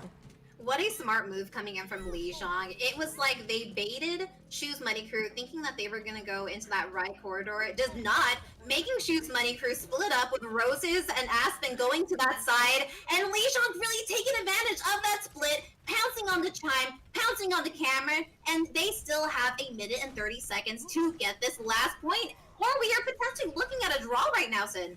Yeah, that could be, I mean, who doesn't love a draw here on 2CP? Nice and classic of the map itself. Ant Matrix goes ahead and is popped for the Lijiang. People are going to be trying to utilize that, but the Mei Wall is going to negate it. So trying to make sure they don't catch all of the direct damage pumped out from it. All in all, Switch trying to keep his teammates alive in the backline as he heals up, and the Lijiang gives ground. Nice regroup. Let's let everybody's abilities cool down. And now they've pressed the W for the engage. Gummy goes ahead and Miracle's High Noon sweeps them away with a 2K. I'm sure he was feeling a little bit like Vision did on this last point after that, Tropic. Miracle is really clutching it right now, and though Pascal went down, they have that spot advantage to come back at it. Lijiang, though, they have ultimates that can be those win conditioning ultimates if they land. Euphoria has that blizzard that can be powerful if it is not eaten by Rose. So there's a lot of pressure with Rose right now. Rose, I'm assuming that they're pretty hungry right now because they can really end the momentum that Lijiang has right now. With both Blizzards online, there's a lot of potential for zoning. There's the Diva Bomb coming through. Rose has been phenomenal with them, doesn't find anything. And there's the Blizzard thrown here for Shu's Money Crew. They've been reinforced by Aspen's sound barrier, and the aggression is paying off as they continue to push forward and get kills in their favor. One of them goes down, but it's not going to be enough as the OT bar trickles down. And we bring ourselves to a lovely 2CP draw, Tropic. A good old 2CP draw. Don't we love that? I gotta say, I am thankful it is a draw here on round 4 and not a draw on round 6 or 8. You know what? I'm going to be selfish and I'm happy it's a draw because that means that we get a map 5 coming in. A map 5 for Lijiang to potentially give us a map 6 if they're able to win this last one. But, it could spell success because, right? Or actually, I'm not positive who actually picks the map in a draw. Oh, I'm actually not positive either. That's a good point. And I wonder if we go to a default that's more neutral.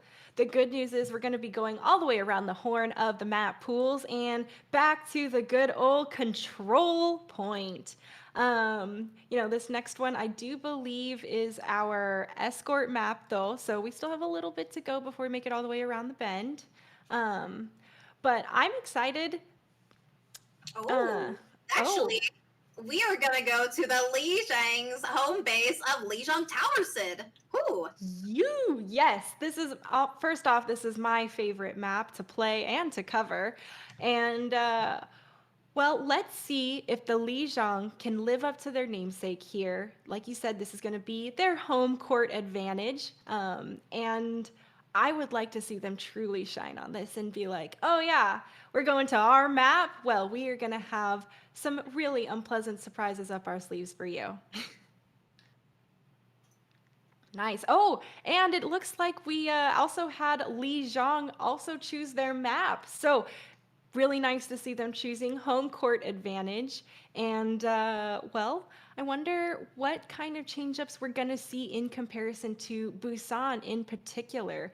Obviously, Lijiang has a lot of bit more drop-off edge potential, and some of that sim TP strats that we also see come through. That is what I'm curious.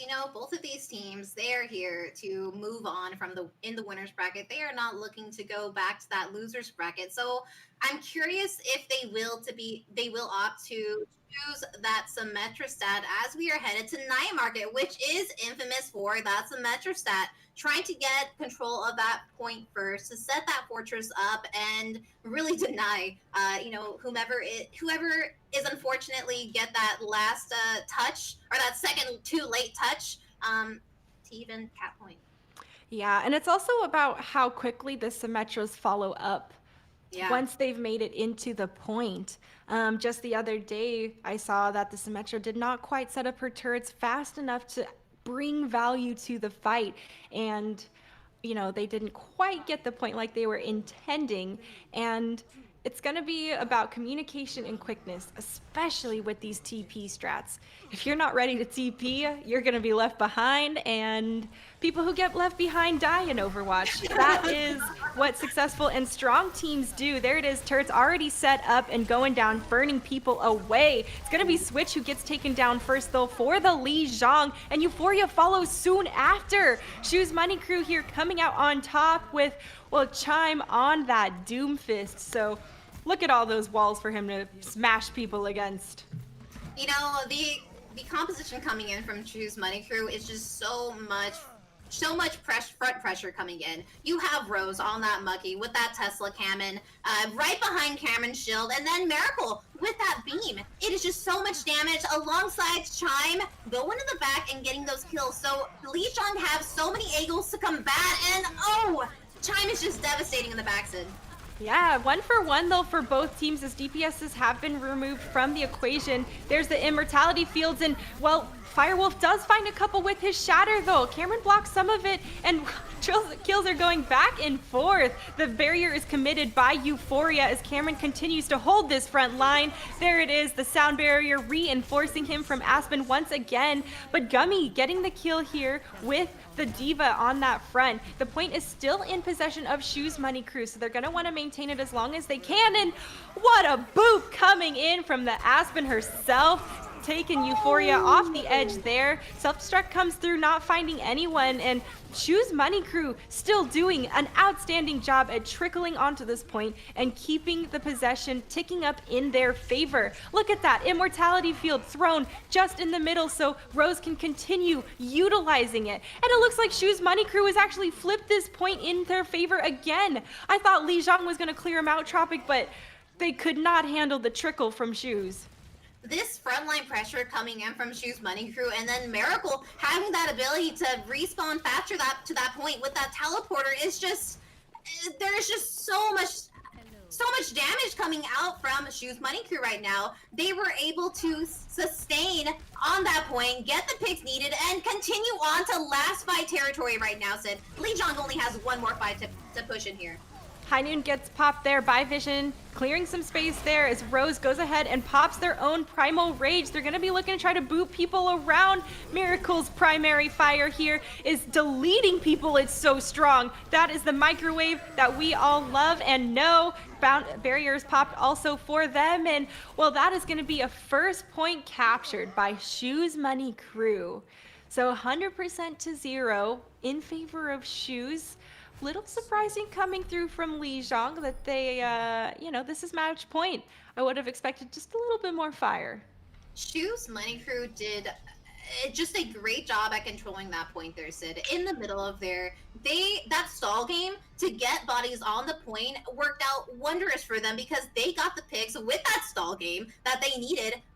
Not only continue to have that point in their advantage, but forcing out Lijiang's ultimates to try to get that point. You're right. It looked like it was in Lijiang's court, but they did not get all the kills that they needed. Aspen got that boop, really spelled the success for Money and just kept it into their favor. I'm really worried about the Lijiang going up against Chime on this Doomfist here. This enclosed area is even better for Doomfist, but it doesn't matter! Euphoria has already removed him from the equation to open up the fight, and the Lijiang are looking very, very different than they did on the first map. And you know what? Visions is still on that Junkrat, which in this control room, this is Junkrat Scream. Close corridor, really able to play these angles and get that AoE damage coming in. And we are almost halfway to tire already, Sid. Jeez, the constant onslaught from his primary and concussion mines is nasty for Shu's Money Crew to continue healing up through. They use their own amp matrix and, well, the concussions coming through from Vision through the amp matrix are even nastier. You see the 2K coming through and he concussion mines and kills Chime in the process of that. Tropic, that tire is online, and we know a tire can shut down a fight before they even exit spawn, really. And right now, I'm really looking for Lijiang to do exactly what Shu's Money Crew have done to them in the past map. Take control of this tempo, utilize their ultimates proactively, and deny Shu's Money Crew from even landing their ultimates by just killing them with your own to begin with. And there it is, the timer starts. Oh, the tally timer! A little bit of tricky tire work there. It does only find the Immortality Field, and Switch goes down in response. The sound barrier is popped by Liar, though, and, well, the Lijiang isn't worried about losing their main healer, because after that sound barrier, Tropic, it was easy kills for them. But now the Lijiang does not have a sound barrier, and Shu's Money Crew, Rose is ready to utilize theirs in 9%. So basically, this coming fight right now. So I'm looking for Lijiang to combat that. Kill Rose initially, maybe with Gummy's Flux to begin with, to take that out of the picture. But they need to get these picks to begin with to really shovel this momentum. And there it is. Wow. Vision. Oh, okay. Barrier comes through after both DPS have traded back and forth, and now Euphoria is trying to keep a presence on the point and work through their own barrier to keep the damage going. Those turrets are trying to put in their work, and, well, the Fire Strike comes through, popping him in the face. The heals are insane coming through from the Lijiang, and the Blizzard is successfully deployed. On that front, though, he's not living long enough to follow up on anyone who gets frozen, and once again, the Lijiang, they're defending the point. It's a cap right there. Shu's Money Crew, they're not even going to be able to touch Tropic. Lijiang takes the next map here, 100% to 8. So once again, they don't like what they were dished, and they decide to give them a taste of their own medicine. I mean, it is deja vu. So first map, 99-0. Second map, basically the same thing as we are heading to that third map. Wow, it is all coming to here right now, Sid. Lijiang need this map win right now, or else it is to the loser's bracket to them, and Shoes Money Crew moves on in the winner's bracket right now. So there is a lot of pressure coming in, and we have not seen Euphoria play the Sombra, but if their Sombra is as crazy as their Doomfist, this could spell disaster because that EMP really is a win condition in themselves if the rest of the team can really follow up on that. Yeah, and the normal hack in her ability kit is such a good neutralizer and engagement tool. Unfortunately for Liar, though, he's the first person to go down, and now the trades are going back and forth. Lijiang already giving ground there as they've recognized they lost an important member of their team and are gonna just go for the full reset before wasting more time. Going for the full reset and swapping off to the tried and true brawl. Vision will be nope, just kidding. Going to the tried and true brawl, and we are matching like for these comps right now, Sid. It is all about utilizing those walls. Looks like we will be playing this white room, so I'm looking for that engagement of the walls, either a defending wall or that wall to kill, which really could prove the momentum that Lijiang needs to push into this point. High Noon's online for Miracle, so gonna have to be zoning out the members of Lijiang. A beautiful Maywall comes through right in his face from Euphoria, mitigating so much of that sightline there. Shoes Money Crew, though, still has the point in their possession and are just bunkered up, trying to get Lijiang to walk in to their trap and into their maws. Right now, Chime gets peppered low, goes ahead, saves himself with that ice block, and the engagement has come through as Lijiang moves on to the point. Cameron here swinging away through the smallest cracks in the walls, trying to find the damage onto his opposing Reinhardt counterpart.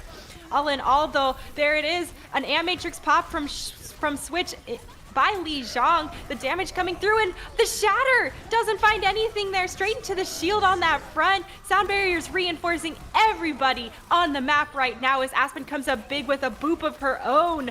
Now Shoes Money Crew is up by a few players, and with that numbers advantage, continue to push Lijiang and are going to force them to reset with 70% captured in their favor, Tropic.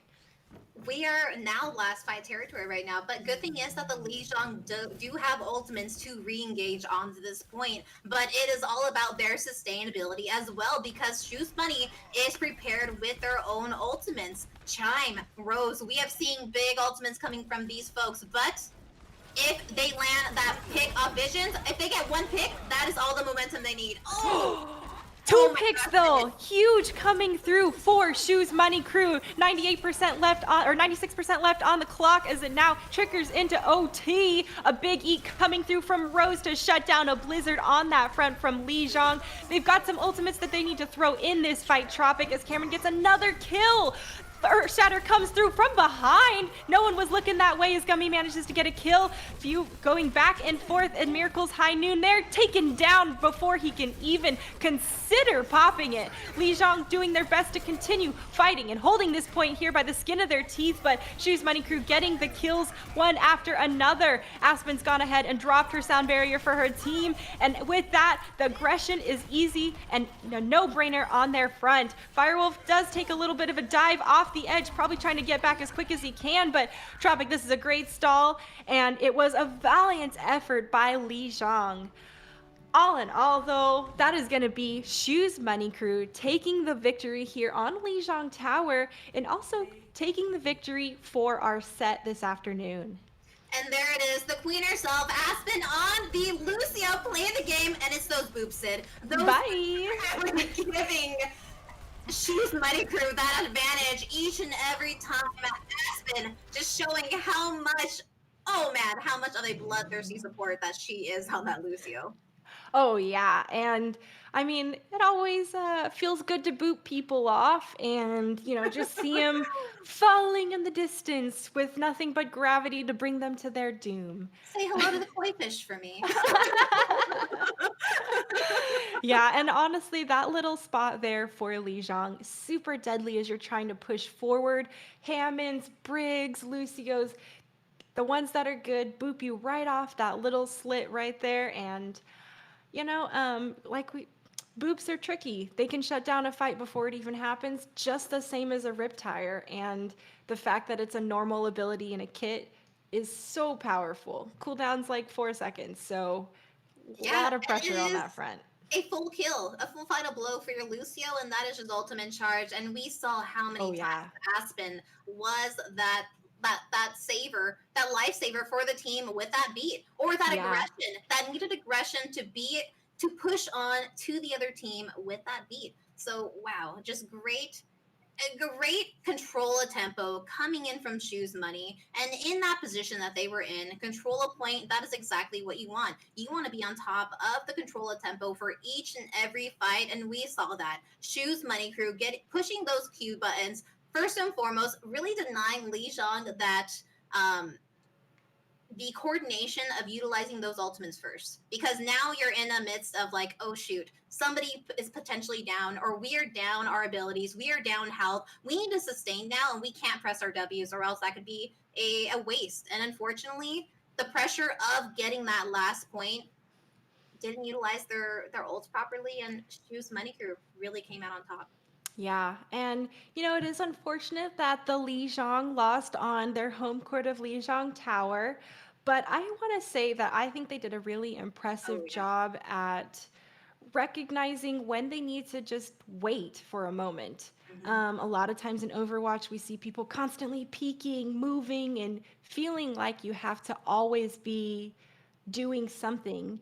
And, sometimes the answer is to actually wait and do nothing while the enemy is expending their resources. So I thought they showed a lot of good recognition on that front for slowing down the gameplay when necessary and not always running headfirst into a fight every time over and over again. Moving on, though, we are going to see Shoes Money Crew, of course, progress further into the bracket. Our next match coming up, of course, will be covered by Tropic and I once again. We're going to continue to follow Shoes Money Crew. Actually, we might continue to follow Shoes Money Crew, but we are going to bring you back some more Overwatch here for the next upcoming rounds. Make sure you go ahead and get a quick drink or a snack, and we'll see you back soon for the next set of games.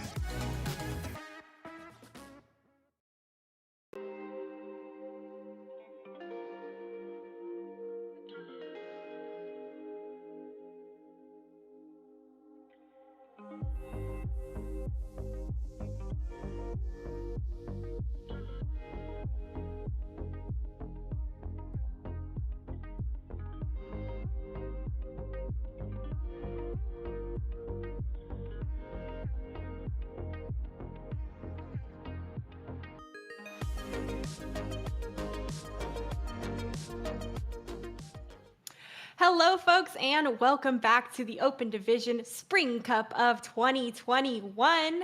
If you were with us before, I'm Waffles for Sid and This is Tropic Theory. We'll be covering the match for you today. Now, we just finished up watching Shu's Money Crew go up against the Lijiang, and well, it was a battle tooth and nail. Tropic. We saw Shu's Money Crew come out on top here just at the very end after a long draw on Volskaya Industries as well. They're going to be going up against Gaia Hyperion now for this round 5 match, and I gotta say, I hope that they are warmed up and ready from that last match, because Gaia Esports is going to be coming in hot, ready, and with a vengeance. 100%. And with being that expected team to be in that top position like Shu's Money Crew has had around their name, it really creates that target on your back. And I am sure that Gaia Hyperion is ready to be that team, to push Shu's Money Crew to that losers bracket and be that team that claims the victory against them. And it'll also really show that they are a contending team. But Sid, before that is even a possibility, we will be going to Ilios, and I gotta say, Aspen's crazy. Oh, Oasis. Just kidding. We are going to Oasis. Yeah. Oasis is going to be our first round 5 map here to kick it off. And, well, Shu's Money Crew has been favored to win very consistently. They are currently ranked number 2, which, of course, rankings can be argued, and everybody's got good and bad days. But people are going to be looking to Gaia Hyperion for an upset if they win this round 5. Other than that, though, Shu's Money Crew wants to maintain that prime top position. They want to maintain that prime top position as well as that untarnished record because they are continuing in this winners bracket. They are on that round 5, ready to win that 5th game. But Gaia Hyperion could spell the end for that win streak. Looks like, Sid, we will be opting on this brawl that we have seen throughout the entirety of the matches so far. With the only, actually, just kidding. I think Miracle really wanted to go that Genji. He's hoping his team will say, just go with the Genji. But it's not happening. I guess Chime will actually be taking it instead. Nope, just kidding. I would be surprised to see Chime on that Genji. We saw him do really fantastic work on that Doomfist and the Tracer as well in our previous match. And well, Shu's Money Crew has already claimed this high ground here for their own. The dive comes in from Chime and just deletes poor May here. Candace in the back from Gaia Esports, and now the kills are all trickling in favor of Shu's Money Crew. Shu's Money Crew are really coming off of that momentum of the win from Lijiang and coming in so hard on this first map of Oasis right now, Sid. Not giving Gaia Hyperion any room to even breathe right now. Chime was able to really, I always think that the Doomfist pick is somewhat of a risky play. You only have a limited amount of cooldowns that you're able to utilize, and if you're not able to get the value and the pick that you need within that, you're useless for that little moment until those cooldowns come through. But Chime is doing so much, getting so much pressure in this backline right now, Sid. Chime is continuing to press forward and be in a really aggressive danger there. 2 kills do come in through for Gaia though in response, and the door has been open for them to try to get an advantage. There's the Ant Matrix in response as well as 2 more kills in their favor. A big charge tries to come through as Cameron does manage to take down the opposing Reinhardt, but all in all, it is still Shu's Money Crew in possession of the point and capturing it in their favor, Tropic. Yeah, they are capturing in their favor. They are trying to really stall this out for as long as they can, but Gaia Hyperion is really denying that. More than Lijiang did in our last fight that we saw. Gaia Hyperion coming in strong, only allowing Shu's Money Crew to cap 50% of the point and have their own ultimates ready online to really start taking control of this tempo of the fight right now. I don't think Gaia Esports was originally ready for the Doomfist coming out from Chime, and now that they know, they can prepare and have adapted to respond appropriately. Self-destruct goes forward from Dark Lowered as Cameron is already taken down from Shu's Money Crew. An exchange back and forth, and there's the Blizzard thrown from Candace. That's going to zone a ton of people out and be extremely discouraging to push into. Additionally, another pin kill coming through for Gaia, but I mean, the point is in favor now of Shu's Money Crew. It's still ticking up, and at 72%, Gaia needs to take this back into their possession and stop that capture. And it looks like they are really cleaning the fight up right now, but Chime is still really... We are seeing what Shu's Money Crew did last time around, installing this to as much as they can, and they have forced their hand in this last fight territory if they're able to turn this point around. Gaia Hyperion, almost 30% and counting for this cap and their own ultimates to spare. So I'm looking to see them being proactive about these utilization of these ults to get the picks before Shu's Money Crew goes in. Early engagement from both Ant Matrixes is going to be across the way, so both teams can pepper and pump damage into each other on that boost. Earthshatter hits Miracle from miles away there, just on the tail end of that reach, and well, that is a shutdown coming through for Gaia Hyperion, and a great hold for them. Great hold for them, and as we see, Gaia Hyperion utilizing Steve's Shatter to really control the pace of this game, forcing Shu's Money Crew to swap to Rose and offer Cameron those bubbles to allow him to be a little bit more aggressive with Aspen speed in. We'll have to see if Gaia can continue maintaining this really solid possession they have. Both high noons have been popped and the Ant Matrix as well. Bimbo is committed though for Shoes Money Crew, and a little bit later from Gaia, reinforcements have been committed from Gaia as Cadtrix Sound Barrier gave everyone a bit of an opportunity to get aggressive, but the kills go for both teams right now, and it's still a bit of a trickle game coming through from Shoes Money Crew. Ooh. The point is in possession of Gaia Hyperion at this moment, but it's starting to get capped in favor of Shoes Money Crew. They gotta be careful and continue to maintain this presence. It's 99% now, and well, with Shoes Money Crew having 87%, they do not want to give it up, Tropic. A punch kill comes through from Miracle, and the sound barrier from Aspen. She has decided she wants her team to win this fight, and Miracle gets aggressive off the back end of that. Both DPS now popping off from Shoes Money Crew. And we are at 99, pretty much to 99 right now, Sid. And Shoes Money Crew is looking great with two ultimates online for this next fight. Can they hold it off? Wow. I mean, a great shutdown from Pascal and from Miracle here before the fight can even break out. Gaia Esports was massively crippled moving into this last fight here, and well, now all they can do is hope to try to trickle on and stall a little bit longer. It is going to be rough though, as Shoes Money Crew clears out the last member and takes the first point. It's going to be a really close match, Tropic. 100 to 99. Nobody was making this an easy fight. Nobody was making this an easy fight. You are correct there, and I would say that this story of 99 to 99 on this first map is really telling a story for the rest of the map that we will see come to fruition.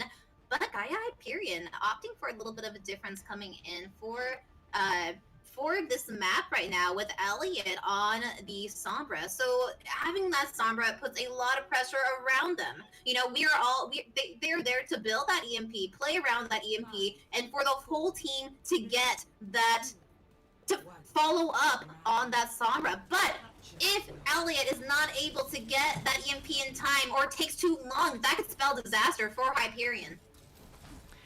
This is the first time we've seen an Echo all day today, Tropic, so I am so excited to see this change of pace. We've seen a lot of May McCree and the Tracer McCree coming through with, well, Elliot getting the hack successfully on Cameron, who's just in the front line. Once that shield's gone, it is very, very scary as a Reinhardt, and he gets taken down very quickly after that. Good capitalization coming through from Gaia Hyperion as they continue to get the kills in their favor. Tropic gonna be staggering out the rest of the members as they cap the point.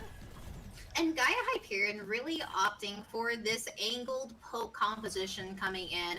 Elliot really putting pressure from in the back lane, getting that EMP online or trying to, and we are already halfway there, along with Steve with that follow-up, and Candace from that pressure above is making Shoes Money Crew really look from all around right now, and they are just trying to find this poke into this composition.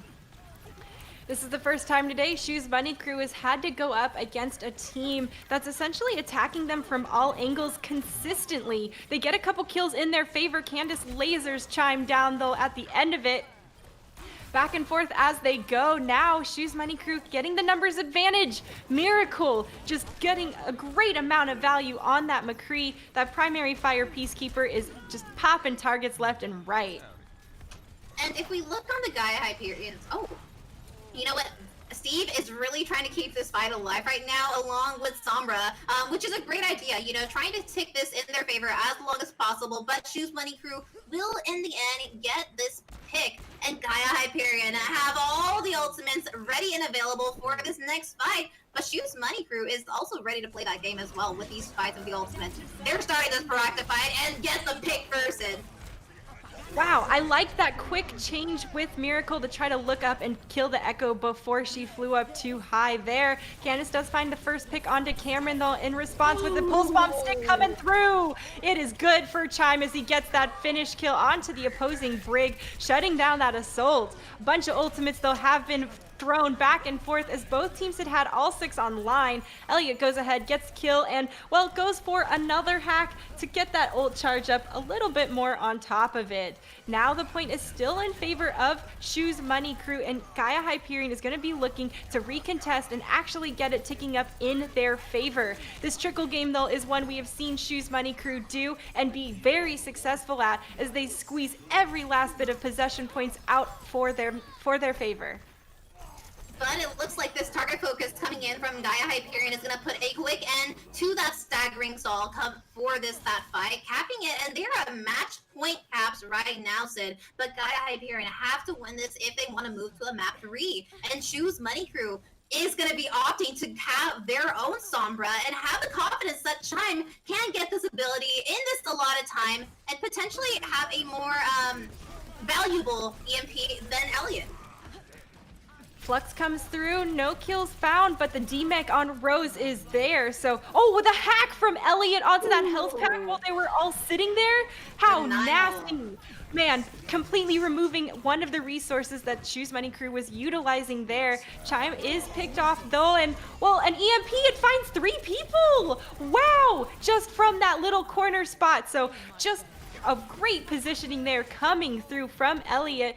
Kills now all in favor of Gaia Esports as the point is continuing to tick up in their favor. The OT bar has been triggered and Shu's Money Crew cannot leave the point unless they want to lose this map. Beautiful sound barrier comes through from Aspen once again, and this Steve doing his best on this Hammond to continue to remove the threats, going up to that high ground, looking for the invisible Sombra. Who knows where she's there? What a great big brain play. He doesn't need to see her. He just straight up used the force, sensed where she was, and acted accordingly. You know what? Gaia Hyperion is coming out really strong and pressuring all angles of Shu's Money Crew right now. Shu's Money Crew, with the difference in that support line, you know, Moira is there as that AoE healer. She's there, but she's limited.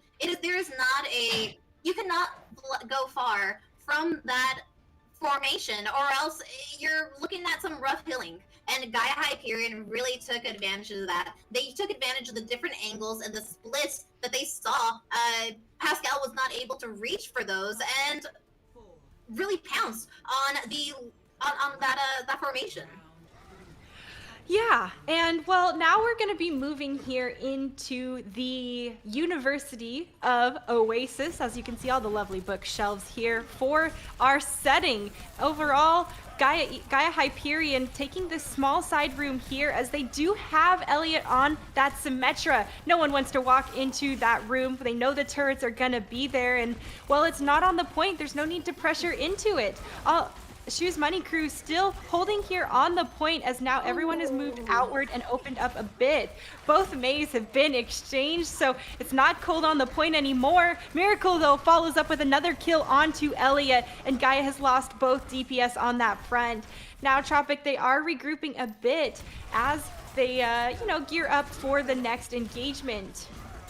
Oh no, they are pushing forward and just completely denying Gaia Hyperion's opportunity for this soft regroup right now, which is so beneficial for Shu's Money Crew. They want to keep this point ticking in their favor, and they have the ultimates available to use, and they have started already with that window. Cameron has that shatter for this next fight, and we are looking at a fight of being proactive, taking control of this tempo. Miracle's starting it. Earthshatter goes through, does manage to find 2. Both Candace and Dark Lord were sat on the floor. They do live through it though, and a pin comes through from Cameron. Immortality is committed from Shu's Money Crew, as the blizzard has been thrown by Candace, trying to find an opportunity for Gaia Hyperion to engage. Frozen Reinhardt comes through, no kill there on that front, and Chime here on the back line as a May, so aggressive. That sound barrier from Aspen completely enabling her team once again to press forward. The vision she has on that Tropic is consistent every time on that Lucio. And this pressure that Shu Money Crew is doing right now to Gaia Hyperion is just devastating. They are not giving them the room to breathe, to create these ultimates, and consistently utilizing their own, and Rose is getting set up for a sneaky bomb right now, Sid. There it There's is. the Flux and the Diva Bomb combo coming through. No kills found off of it, but 2 from Miracle coming up big. Another kill comes through though, but this time onto Chime. The teams are brawling it out here in this side room, and it is close quarters. Now Miracle goes ahead and pops their own High Noon. Beautiful shield coming through from Dark Lord, but he does get taken down.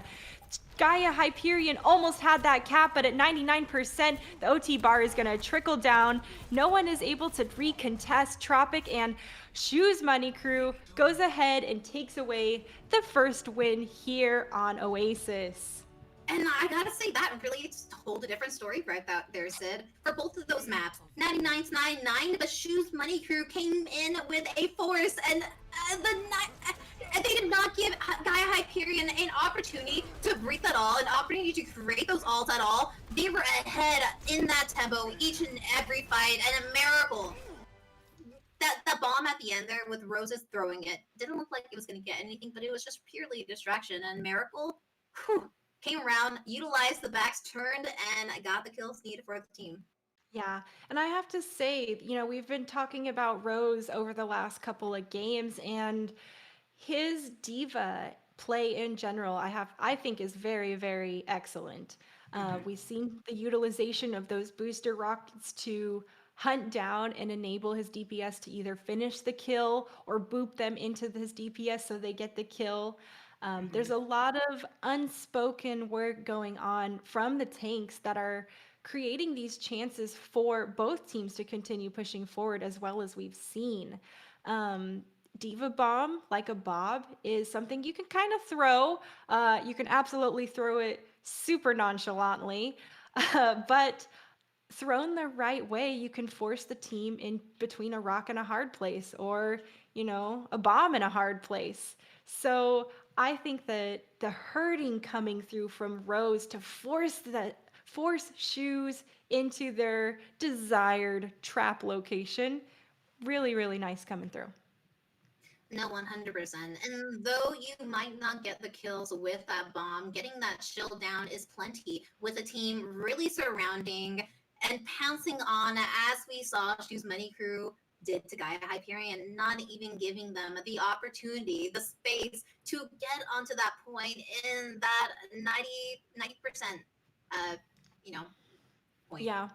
And I have to say, I think that, Shoes Money Crew, it's interesting their fluctuation of gameplay that we've seen even across the first map. We've seen them, do really well and have a first point hold, and then continue on and just win it with 99 to 99. So by the skin of their teeth. And I would like to see more consistency come through from them. Not be so, oh, we won the first round, we relaxed the second round, and then we're fired up, realized we need to be focused, and swept that last map. So I would love to see, that initial drive coming in strong, and the hungriness for the win and the uncontested win. Well, it really seems that Shoes Money Crew has this powerful brawl coming into play, and I like the fact that Gaia Hyperion recognizes that, and they're gonna opt to go on Havana, which, though it is a brawl map coming in, you can opt for those snipers, which I would think that Gaia Hyperion, that is their gameplay right now. They are confident in their DPS to be able to out DPS the Miracle and Chime right now, and so we'll see. But you know what? These are also the maps where we have that infamous close court hold, Sid, and it looks like Shoes Money Crew are going to go for that. Well, we've seen both of these teams also consistently run a May McCree, especially from Shoes Money Crew, all through the first match as well. So it's not surprising to me that they want to do this full court press, hold here at the gate. We know the name of this game is to burn the clock down and, well, try to prevent the enemy from gaining any sort of traction as long as possible. The goal is not to hold here only, but if you do, no one's going to bat an eye.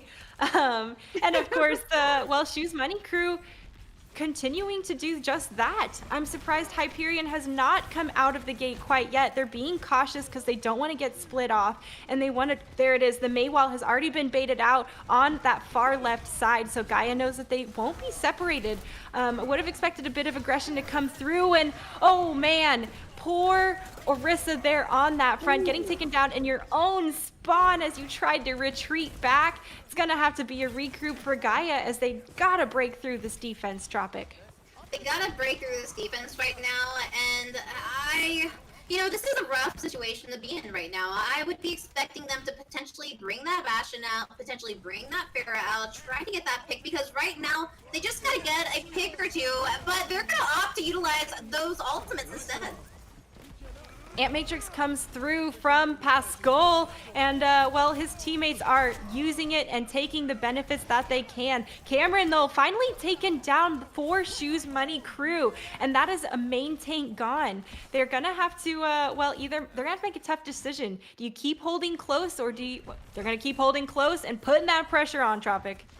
And you know what? They don't have anything to lose right now. That is going to be another devastating pick for Gaia Hyperion 6.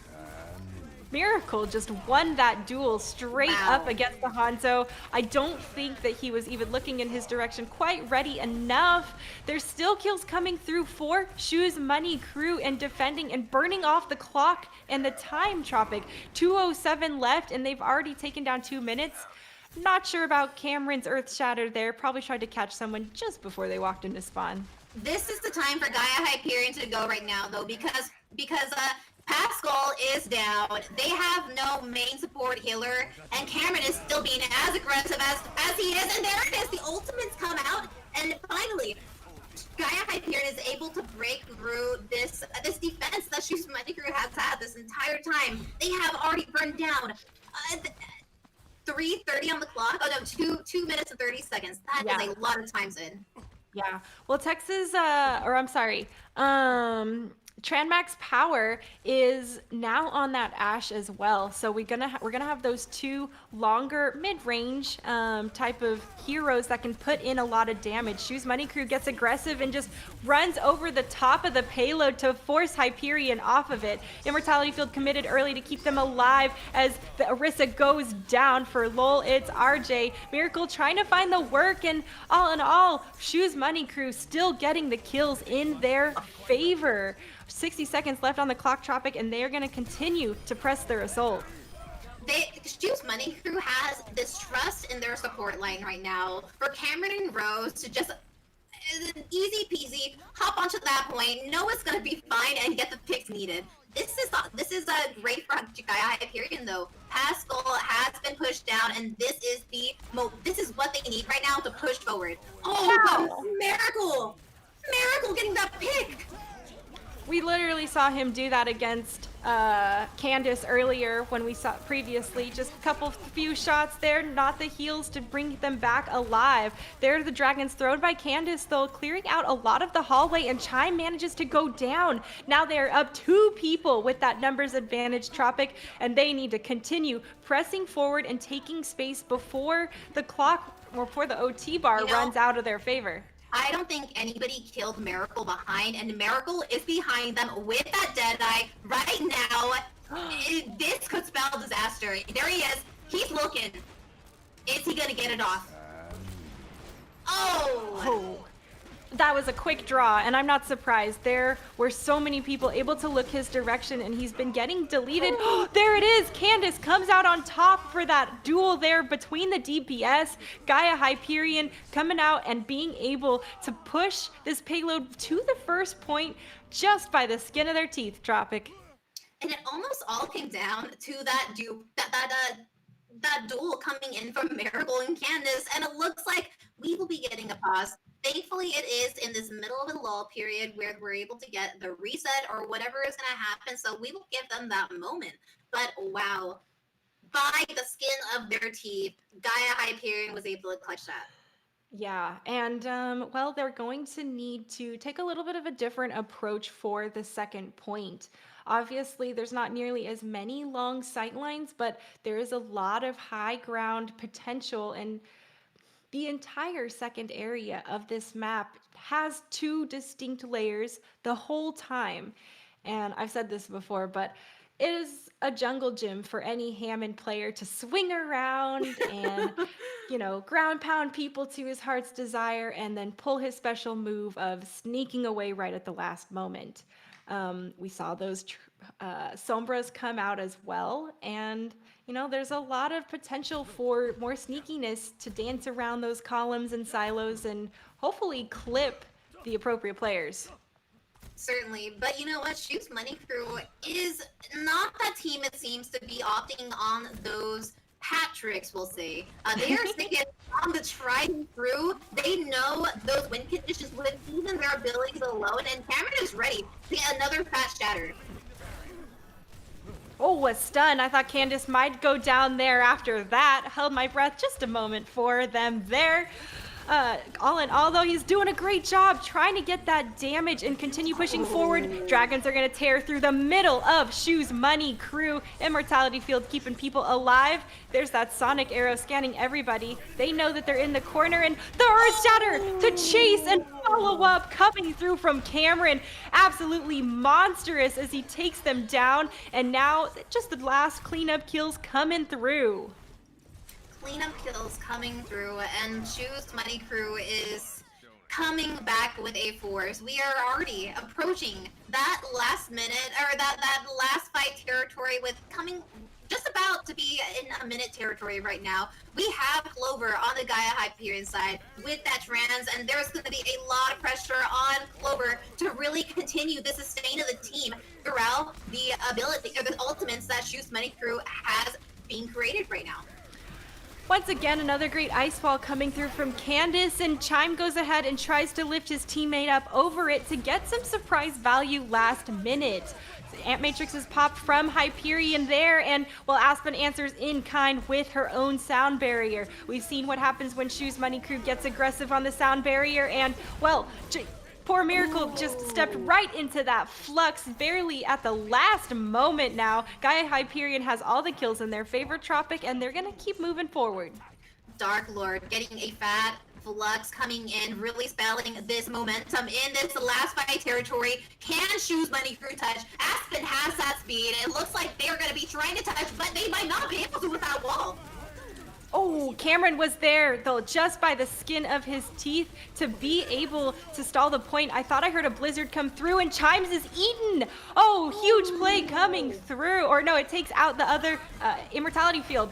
Miracle, though, putting in a lot of work here as he continues to move forward and hold the point. Hyperion doing their best, but it's not quite enough. Tropic, and they get stalled out here. 4 meters right before they cap.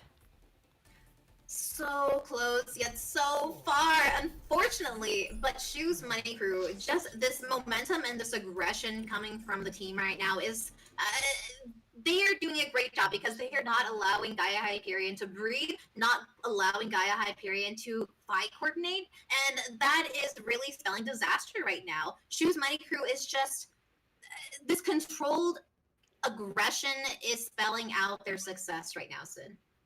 Totally, yeah. And, I thought at one point I had heard a blizzard thrown, but didn't see it get anything. So I wonder exactly where that went and what impact it had, or if it was canceled out midway through. All in all, I have to say, Shoes Money Crew did a great job, like you said, defending, coming back, and realizing how they need to continue to give the space and then get aggressive and collapse onto Hyperion.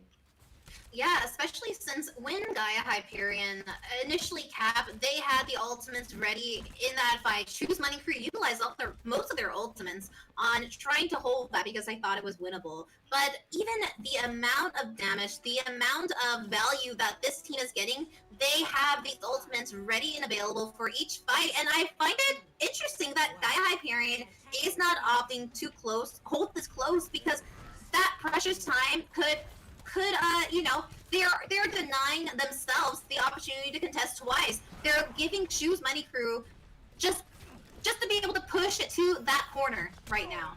Oh, but Candace, It's not going to be a free push after that. Candace making No. sure that they know it is a danger to walk up that alleyway as they continue to throw the arrows into Shu's Money crew here up this main line. The payload is rounding this corner a bit and has stalled out since then. Excuse me. Candace, though, still pumping in the damage. Storm arrows offline, and that shield for Cameron, though, it's taking a lot of damage, consistently being bombarded. That fire strike was nasty, and Miracle followed up with it just as quickly, capitalizing on that damage. And now Shu's Money crew busted down the doors for themselves to continue moving forward and pushing the payload. The patience coming in from Shu's Money crew to set up and pounce when they do is just so deadly. They waited for that prime opportunity for Miracle to be able to safely flank around that left side, and they pincered the team, taking those angles, and here it is. They're probably going to be able to cap this with no contest on the second point, and a very healthy time bank to cap the second one. Yeah, that is a fat time bank in Shu's Money crew's pocket there. Candace has already gone ahead and stemmed the attack. 2 kills in his pocket, and Shu's Money crew going to be not as aggressive until their players respawn. Now that they're coming back into the fight, though, Tropic, they're looking for that opportunity. They're moving around the different openings and different options. Candace goes ahead and lets the dragons rip. Miracle is in this backline, though, and can he win the duel? It's close. We've seen this showdown go down a couple of times. Each person has won, and while he was looking away, his poor Orisa got deleted. Miracle just goes for the straight mind game juke out on the side and then runs away from the fight, leaving the opportunity for his team to capitalize on the front line of their assault. Chime continuing to move forward here as this May, and Shu's Money crew just not letting up any amount here on their attack, Tropic. No, they are not giving Gaia Hyperion any room at all. Dark Lord has this last-ditch effort of the Flux, but it is shut down by Aspen herself as Shu's Money crew make this a match point on Havana right now. Wow. That was some great gameplay coming through from Shu's Money crew. Definitely more consistent with the third map of Control like we had seen before as far as the aggression and their relentlessness. I think that the mental effect that having that type of constant onslaught of aggressiveness and pushing and forcing the team to give space and essentially pushing them off balance the whole time is really nice coming through from Shu's Money crew, and is the consistency I would expect from one of these higher ranking teams like they are. The mind game coming in from Miracle, being able to take these angles, play so patiently, and even that duel coming in from Miracle and Train. The distraction that there's a flanking McCree, turning the back, and in that split amount of time, Orisa goes down. Yeah. Shu's Money crews are relentless right now. They are... Wow. And that is, one of the tougher decisions DPS players have to make, is it time to try to oppose your counterpart or take on that duel, or do your other teammates need that suppressing fire type of support? And, on that front, wasn't the best decision as the Orisa went down quickly after that, but Miracle has just been popping off. He is a huge threat on this team, and both DPS from Shu's Money crew are big threats. I'm not sure which one they should shut down first. We'll have to see, though, if Gaia Hyperion recognizes this and, how well they can adapt to Shu's Money crew and their aggressive playstyle. We are going to take a quick break before our next map, so don't go anywhere, folks, and we'll see you on the other side.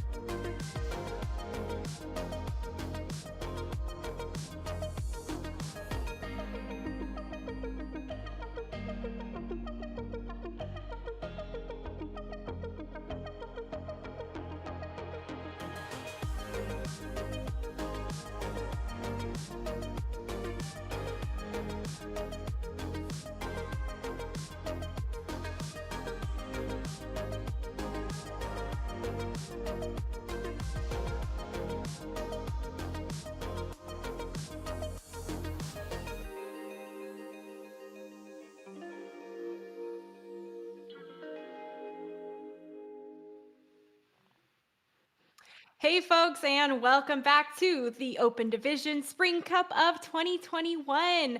I'm Waffles for Sid, and this is Tropic Theory, and we are going to bring you our third match of Shoes Money Crew going up against Gaia Hyperion. Now, Tropic, we've seen both of these teams across a couple of maps, so give us a bit of insight on what's been going on and what you've noticed. Well, Shoes Money Crew, they are at match point right now, and this controlled aggression is just spelling their success right now. Time and time after again, they are on top. They are the proactive team getting the picks needed, and Gaia Hyperion is really thrown off by this controlled aggression right now. In the last map, we saw that they were playing a little bit more timid, a little bit more careful, and it is potentially playing against them right now. So especially since this is map point right now, Sid, Gaia Hyperion has nothing to lose. They are going to be throwing it all on the point right now. They picked Blizzard World because there is something in this map that is going to give them that edge. It's going to potentially take, or they're hoping at least, take away the edge from Shoes Money Crew. So we'll see what that is, and it looks like so far for Shoes Money Crew, we're going with those double snipers. Oh, if Aspen's going to be on this Mercy as well, the snipers are going to be even more lethal. Tropic, I feel bad for Gaia Hyperion, who's probably going to push in unknowingly into a damage boosted sniper. And I think it's really interesting because, when we think of double snipers, we don't think of that frontline pressure. So there is a lot of confidence in Miracle and Chime to get these picks, to get those headshots that will spell them their success right now.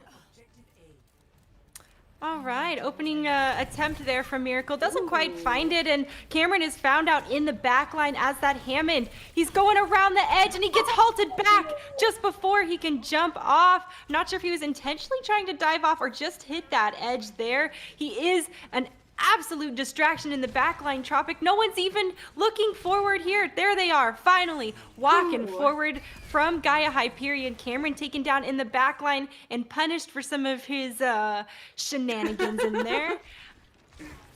Yeah, he was doing a great job at really trying to create this chaos, but with him out of the picture, Gaia Hyperion has nothing to worry about in that back line, and they can definitely make moves to push it forward, but Cameron is so quick that he is already on the field, Sid. Oh, what a great shield coming through from Lolit's RJ2, denying that sniper shot right in front of them, and the halt to follow up as well. Gaia Hyperion trying to do their best to move on to the point, and a great body shot comes out from Miracle. He is low and taken down by Candace in the end, and Candace is going to continue moving on to their next victim onto the point. I like them on this Tracer here with that mobility coming through and really allowing them to move around and put pressure from a lot of angles. Oh, I thought he was getting bouldered off the deck right there. Just manages to scoot back on, but a great stall game from Shoes Money Crew just before the points capped in Gaia's favor. Gaia Hyperion really took advantage of taking out Shoes Money Crew's backline pressure, which was Cameron, and then Candace did destruction on that Tracer, getting Miracle on that Widow, and now forcing him to go to that Genji. So this is really interesting. We're seeing the Genji right now, Sid. Yeah. Well, Dark Lord, an absolute earthbending master with that boulder, getting people from way across the way. Too bad for him, though. Shoes Money Crew still getting a lot of kills in their favor. We see Aspen all up in the kill feed there as that Valkyrie was damage boosting a lot of people throughout that entire fight. Standing still and not sneaky enough, Cameron.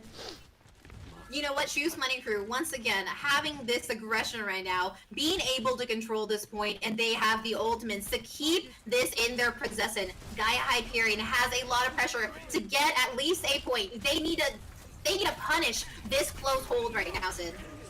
Oh, wow. He was stunned midway and just pops the mines right there in the middle of all of it. Gaia Hyperion blocked off by that from their spawn a bit until those fade as they continue to try to move and get some ground, Tropic. It's really tough, though, as Shoes Money Crew is essentially just holding them into their spawn, continuing to put in the damage and the onslaught as they even just try to walk out of the door. They're taking so much damage before they can make it to the point that they have to dip into their own abilities and resources. Oh man, a blade in a small room, not fun there. He only manages to find one kill though before he's taken down, so maybe a bit too aggressive and comfortable on that front. And right now, this is the opportunity that Gaia Hyperion needs to take. Shoes Money Crew only has Aspen's ultimate coming up, and though that Valkyrie can be powerful on healing the full team and damage boosting the whole team, you can only do so much as a single Mercy. But Gaia Hyperion making this rotation and trying to flip this point onto Shoes Money, starting with the Bongo, Sid. I like this rotation that Hyperion went ahead and did in the back line. Oh, it's rough for Candace, though, as Chime wins that Hanzo duel. Now Miracle on that Genji, putting in the peppering damage. Almost gets booped off, but not quite. Clover goes ahead and rallies his team, but it's not enough to sustain through the damage as Shoes Money Crew continuing to push forward and get the kills in their favor. Good kinetic grass coming through from Rose, saving him by the skin of his teeth at the end. And, well, there's the cleanup for Shoes Money Crew, Tropic. Wow, Gaia Hyperion really trying to utilize that rotation to flip the point, but Shoes Money Crew consistently getting these picks from Miracle and Chime. This duo needs to stop, as well as Cameron, really causing that distraction in that backline right now. It looks like Gaia Hyperion has had enough of it, and they are opting to go on the Sombra Tracer, but Chime is trying to keep them in their spawn door right now, Sid. Big results already yielding from Candace on that Sombra instead. Miracle trying to get a little bit of damage in as that Genji hunting down those supports, and they have decided to group up together. Oh, there's the Blade in a small room once again, finding a few people. His teammates continue to clean up the other members of Gaia Hyperion as Miracle dashes around and double hops his heart out. Oh man, Gaia Hyperion is struggling on finding a opening from Shoes Money Crew's defense right now. The support line of Shoes Money Crew is so strong at keeping the team alive right now. They need to deal with Pascal and Aspen need to go down if Gaia Hyperion wants to make a mark on this point. 60 seconds left. There's not a lot of time to do so. Miracle fell super low and the pockets are strong coming through. Huge. The Tracer pulse bomb, double K. That is going to be absolutely massive for Gaia Hyperion Tropic. They're getting people left and right now as Rose is the last person from Shoes Money Crew on the point, stalling it out. Oh man, I thought that Candace was about to go down at the end, but great job coming through from Gaia to finally break through that rough defense. That pulse bomb onto Aspen and Miracle, spelling success for them, but they can keep this momentum up. This is a great start, getting Miracle down, but Aspen and Pascal are the two that need to be down. Will she get punished? Oh, I thought she was going to try to res. That was, I mean, that juked me out as well. I definitely thought she was going for the res, and maybe that was the intention. EMP goes, and it hits two people on that front. She gets taken down right away after that, though.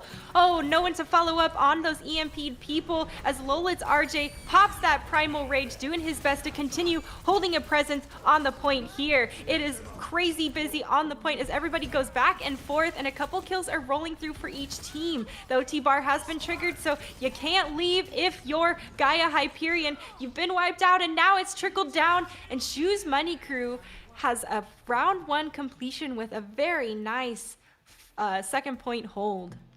And this point where they stall it out is this is ideal for them. Not only is, getting the first point is one thing, but now they have this ending point in their spawn advantage, If they really take down Gaia Hyperion, and if they do cap that first point and win that first fight for that initial pick, that is going to be rough for Gaia Hyperion because they do not have that spawn advantage, and that is a long walk for some of these characters to make. Yeah, it's absolutely true. The timing of this first point to the victory box is very, very undesirable for Gaia Hyperion. And you're right, if they lose the first point late enough, as meaning that they are killed late enough that during the first point's capture, they won't have any chance to recontest here on this next box. So they definitely need to be mindful that when it's over, it's time to actually int in, right? Int meaning you intentionally feed, not just move forward. You need to int in and get the full reset so you have a chance to hold before the victory box. And that type of recognition of, hey, we've lost and need to bail out is very difficult to notice, especially when you're in game Tropic. When you're in the heat of it, are you always able to think so clearly and rationally as, us here, third person perspective casting? If I was able to, I would not be a plat player. I'm with you. But you know what? You are right. Right now, Gaia Hyperion needs to have a strong defense coming online. They need to be the team to take control of this tempo, and a lot of pressure is on Candace and Train right now to be able to get those picks on, to get those important picks and really take these pieces out of the puzzle of Shoes Money Crew's team that just has this controlled aggression moving at such a speed with Aspen's speed boost. Aspen's Lucio has been nutty. Her recognition of when to pop the sound barrier and let her team be aggressive on point each time. We saw it previously before. And there's the dive coming through from Shoes Money Crew, getting aggressive here on this high ground towards Gaia Hyperion. Gaia Hyperion goes ahead, backs off, and gives the ground so they can reset and get ready for the next one.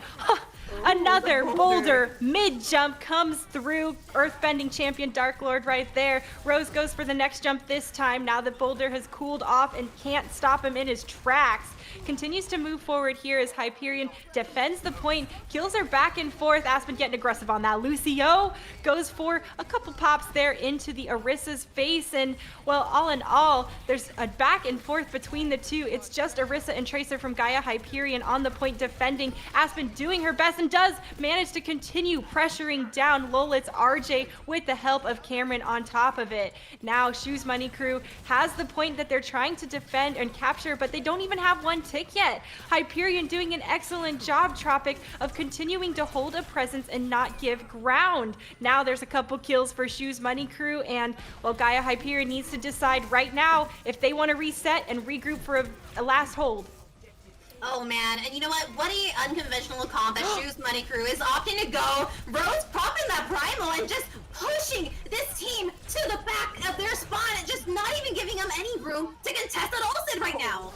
Wow, both DPS from the teams putting in a lot of work and pressure onto those back lines. Gaia Hyperion has been herded back so far away, and the light pick onto Candace is gonna be rough. That victory box is nearing very quickly, and Chime pops the high noon. There it is, the amp matrix set up just in front of him so he can utilize it if he wants. Now Miracle pops that blade, gets shut down, and no one was able to touch the point, Tropic. Shoes Money Crew goes ahead and takes the victory here with a nice, clean 3-0 win.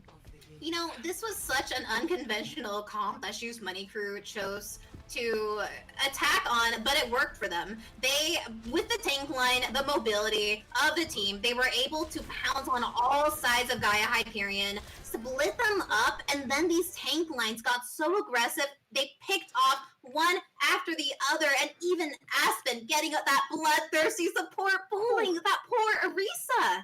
Wow, and then at the very end, Cameron pushed them back so far, not even giving them the opportunity to touch. I mean, we saw Chime just do a friendly high noon, and it was basically a celebratory high noon at that point. He said hello to his team on the car. He said hello to the enemy team that couldn't come. And that was the end. Right. It's not high noon. It's high noon. Which, yes, really great job coming through. And, we mentioned how Shoes Money Crew just continued to be aggressive and literally keep pressing forward, keep putting Gaia Hyperion off balance and forcing them to give ground, and it was very prominent there on Blizzard World as well. They know as the time runs out, that's the time to be doing it, and the recognition there shows that they have been working hard and working together quite well. Oh, 100%. Shoes Money Crew just has this impenetrable defense coming in, and I mean, we saw with even Lijiang, they had moments of being able to crack that defense, the defense Shoes Money Crew had, but they only offer just a very small window of opportunity, and unfortunately Gaia Hyperion just didn't have the aggression to hop on those opportunities consistently. Yeah, when you see that chance and when your enemy is exposed, you gotta hit him. We all know what it means to get that extra, backstab damage on your opponent, and finding those clinks in the armor are what this game really is about, to engage and create those opportunities of that advantage. Well, folks, that is going to wrap up all of the Overwatch matches we have here on our B stream. Please do not fret. There is some additional excellent Overwatch going on over on the A stream, so make sure you go check it out. You're going to see Captain Jack and Ocean covering the last few matches, so they are some excellent broadcasters and very, very knowledgeable on top of it. So go ahead, hop over there and check them out. But Don't also forget to tell your mother Happy Mother's Day. Because as much as we appreciate you spending your time with us here, don't forget to love your mom and make sure she knows that you love her too. Uh, all in all, though, we've got good Overwatch coming through for the A stream. Tropic, it was absolutely fantastic casting with you. Thank you so much for joining us today. Of course, big thanks to our producer, Vinicius. Beautiful work done, and obvious great job that you guys see all the magic that happens behind the scenes as well. Of course, big thanks to Reflash Prod and Monkey Bubble for helping put on this whole thing, and for Reef himself for getting it all organized. Yes, we cannot thank the coordinators, the behind the scenes team, and of course, Vinicius, the observer, catching the action, catching those clutch moments that you all saw today. But for the time being, this is all that Sid and I have for you all today. But like she said, don't forget about that stream A. There's plenty more Overwatch action. And you are in great hands with Captain Jack and Ocean. But that is all we have for you on Stream B right now. If you guys liked us, check out our social medias, and of course, check out Reflash Productions Twitter, their likes, because they have all the information of catching those Overwatch games that you all want to see. But for the time being, it has been a pleasure. We thank you from the bottom of our hearts for joining us for the start or day 2 of the Open Division Spring Cup. But until next time, we will see you here, there, and on air next time.